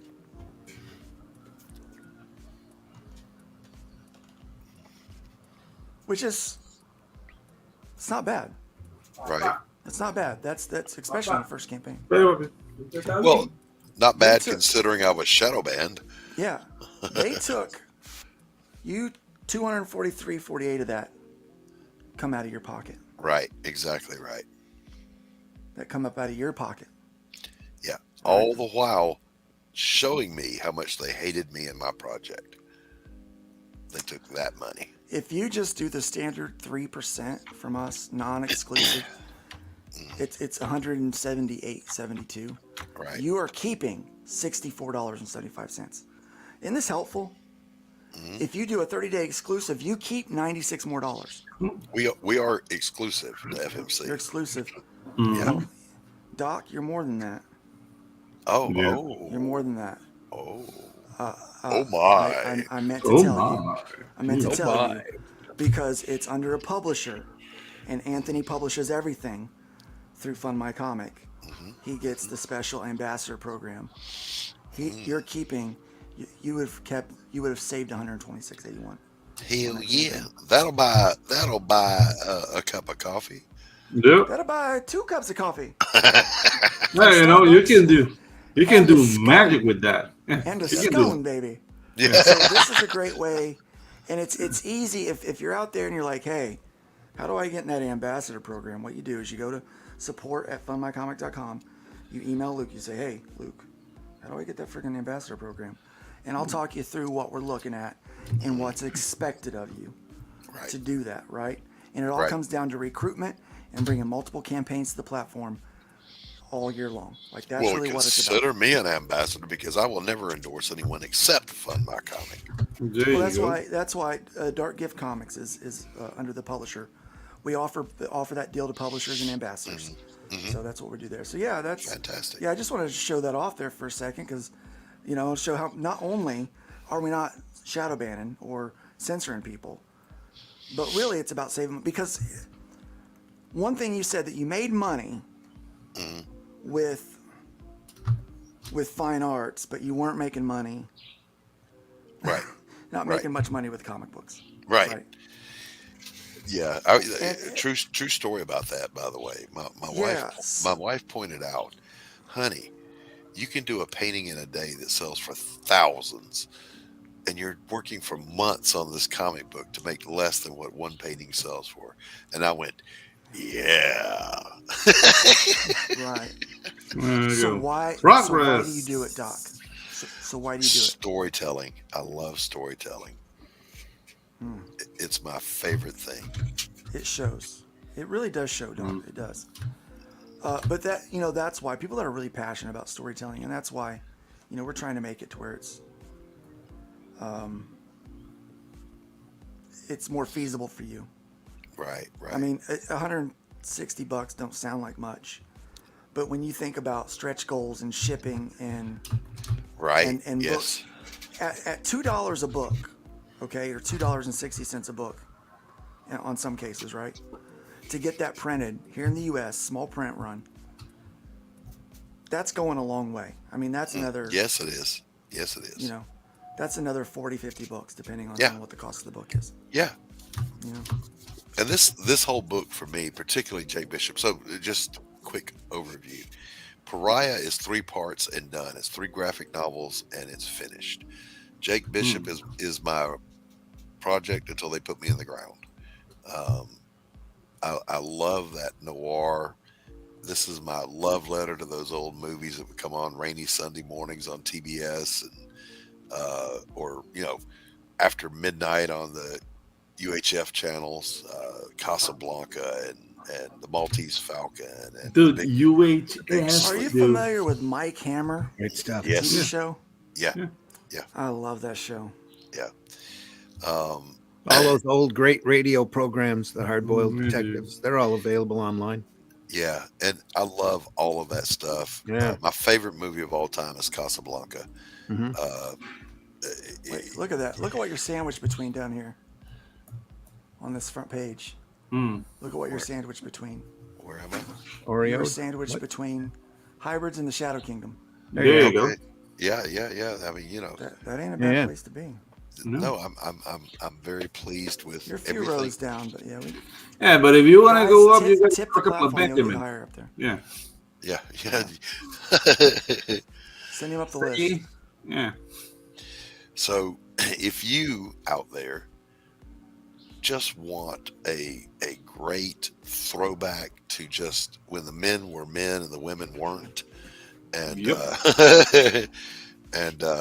those wonderful old stories about the hard-bitten private eye, not the least bit of a message in it anywhere, just a good story, then this book is for you. It looks fun. So how did you get hooked up with Anthony as your publisher? We were talking about it the other day, and neither one of us can remember how it happened. Met Anthony, and we were hanging out. The first show I ever went on was Will Red's, back before Will Red kind of refined his show into a review show. It was just always blood sports and craziness. I was on there and I met general Anthony. comic book stuff. Yeah. Met Anthony on there, and he was a cool guy. And I don't remember who reached out to who, but it just happened. Who did the reach around? Yeah, I don't remember. I don't remember who was the pitcher and who was the catcher. Yeah, but it was lovingly. Yeah, and that's what counts. Yeah, that's right. It was a gentle. It was a gentle experience.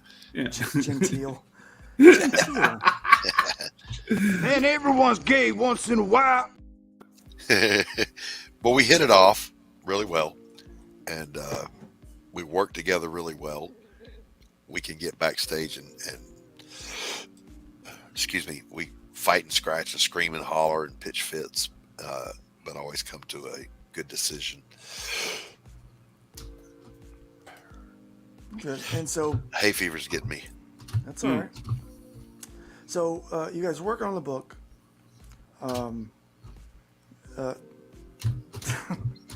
You went from selling paintings for thousands to selling books for tens. Right, right. For dollars, working for pennies here, and Yep. I am never gonna financially recover from this. That's amen, hallelujah, and pass the ammo. But it's all about the storytelling and the love and the passion for doing this thing. Yes, it is. So, it is. So this story, this character is the one that you're most passionate about.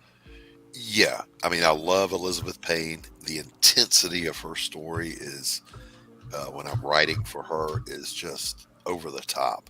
Jake Bishop is a laid-back, mellow cup of coffee in the morning and a sip of scotch in the evening. So why did you decide to start this universe with Elizabeth Payne instead of... Honestly, because that story came to me first. but as I was writing the whole thing, I did the whole story, all three stories, all three chapters of Pariah. Excuse me. And Jake Bishop features in the second book and the third book, and the more I wrote him, the more I wanted to do this. I think that there's a something interesting about the hard-boiled detective. Yeah. I think my as of more recent movies with the Batman, IP, the Pattinson, more detective-driven Batman, right, has been my favorite. Because there's something about a mystery, figuring out. That's why I love these crime dramas, true crime. I watched this show called The Thing About Pam, and it turns out the thing about Pam is she's a real bee. But there's that how does the criminal get caught up? How do they get caught? How do the good guys break down the mystery and solve the crime? That stuff is just so interesting, and I think from a human standpoint, we like to see the bad guy get their comeuppance. Right. But we also like to watch or read those stories and think, can I figure it out? Can I figure it out as well? Yeah. Yeah, and this there's first a point of pride one, when you do figure it out before the. Sure. This first one is less of a whodunit and more of a tracking down the guy done it. So he gets his comeuppance. He's Those vanished. He's dropped off the radar. So we're tracking him down. We follow him.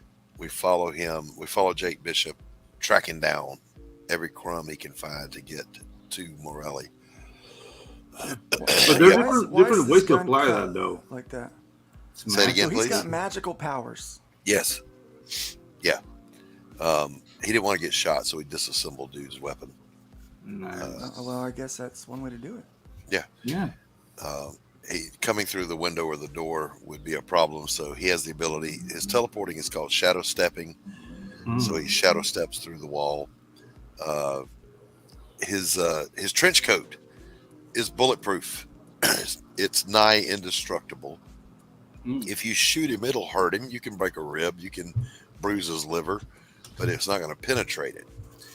Its other ability Unless you is shoot him in the face. Yeah, if he falls, it kind of feather falls him. He won't fall to his death. Can't fly, but the trench coat protects him, and then his fedora protects him from mind scans. He's invisible to psychics. Like the Magneto helmet. Sure. Yeah. I didn't know Magneto did that, but yeah. Yeah. No, the helmet. Like he shields himself from Xavier with that helmet. Okay. All right. That is not a joke. That is a natural fact. Yeah. That's that guy. Our mumbler in chief, right there. Yeah. America can be summed up in one word.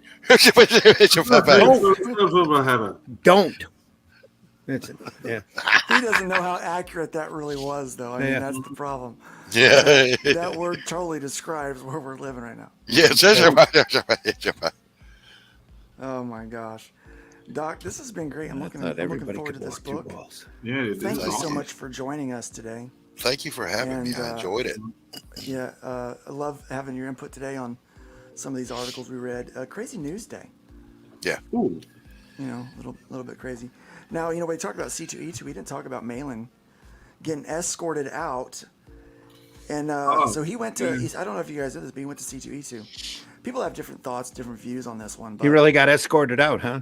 He got escorted out. Did he say something or do something to get escorted out? He showed up.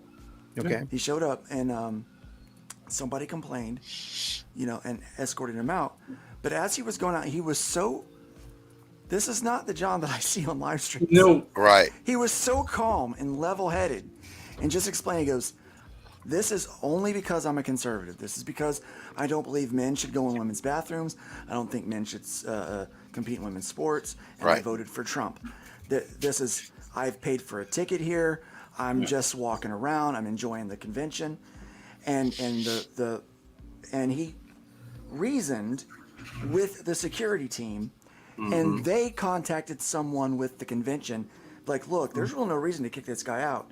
He's not doing or saying anything offensive.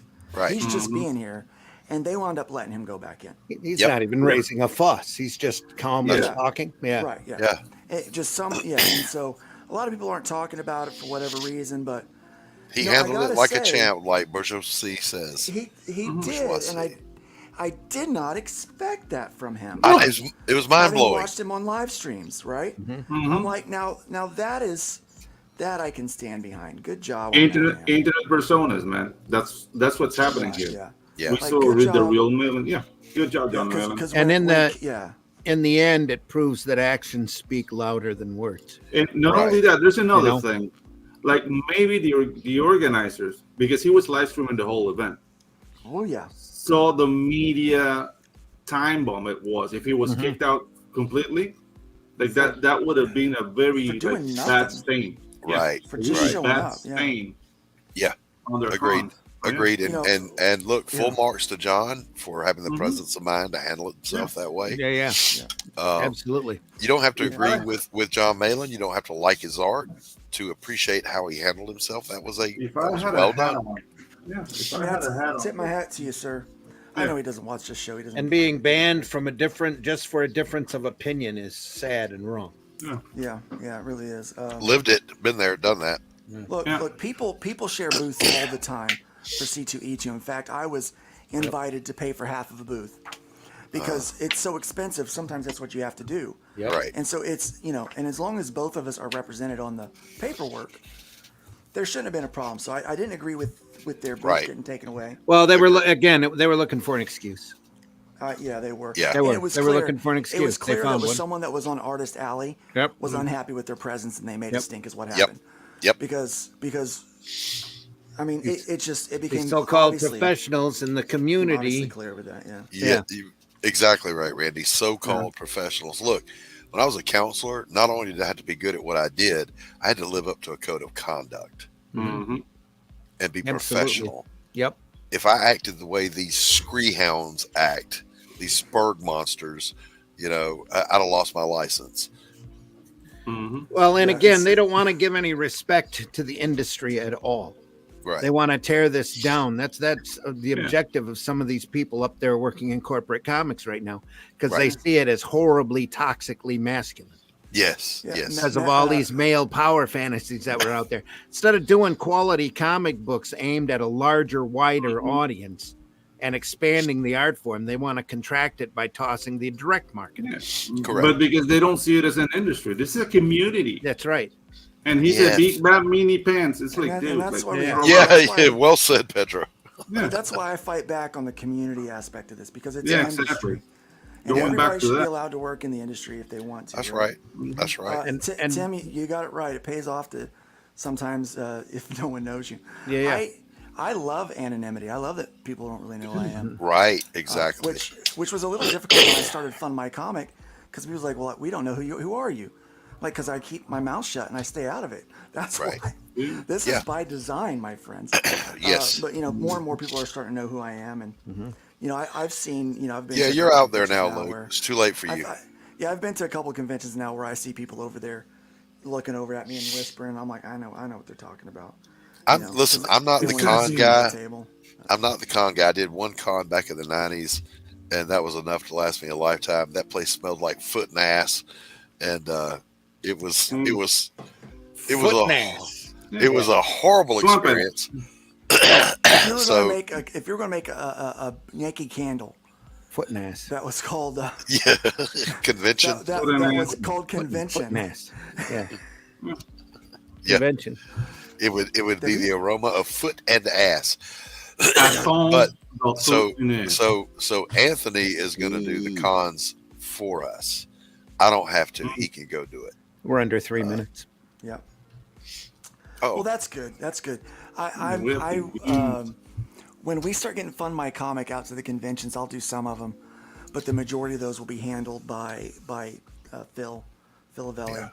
Yeah. He'll be the guy there because he'll be doing that and promoting some of the other stuff we're doing with Iron Age distribution, which that business has had to take kind of a back seat a little bit because of the just because of all the infighting and stuff, and it's just getting real stupid.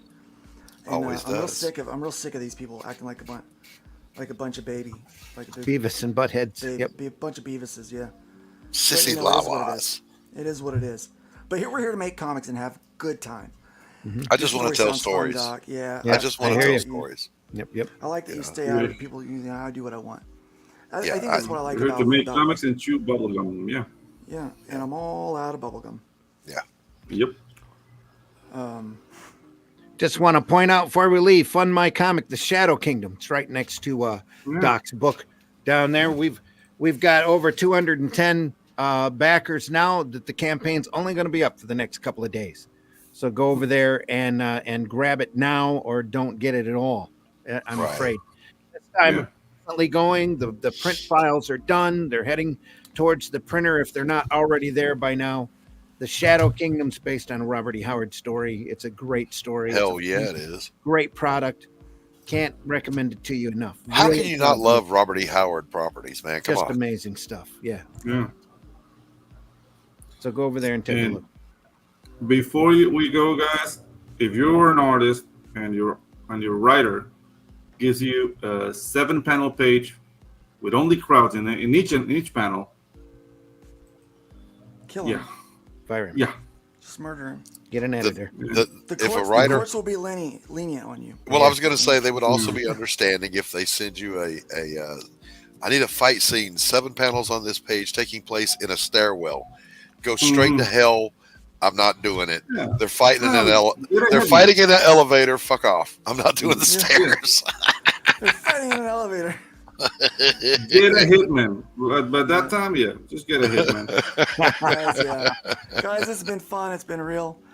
Remember, go out there, make something, build up more than you tear down. Leave the wood pile higher than you find it. By all means, my friends, please be careful out there. Let's be careful out there. Let's be careful out there.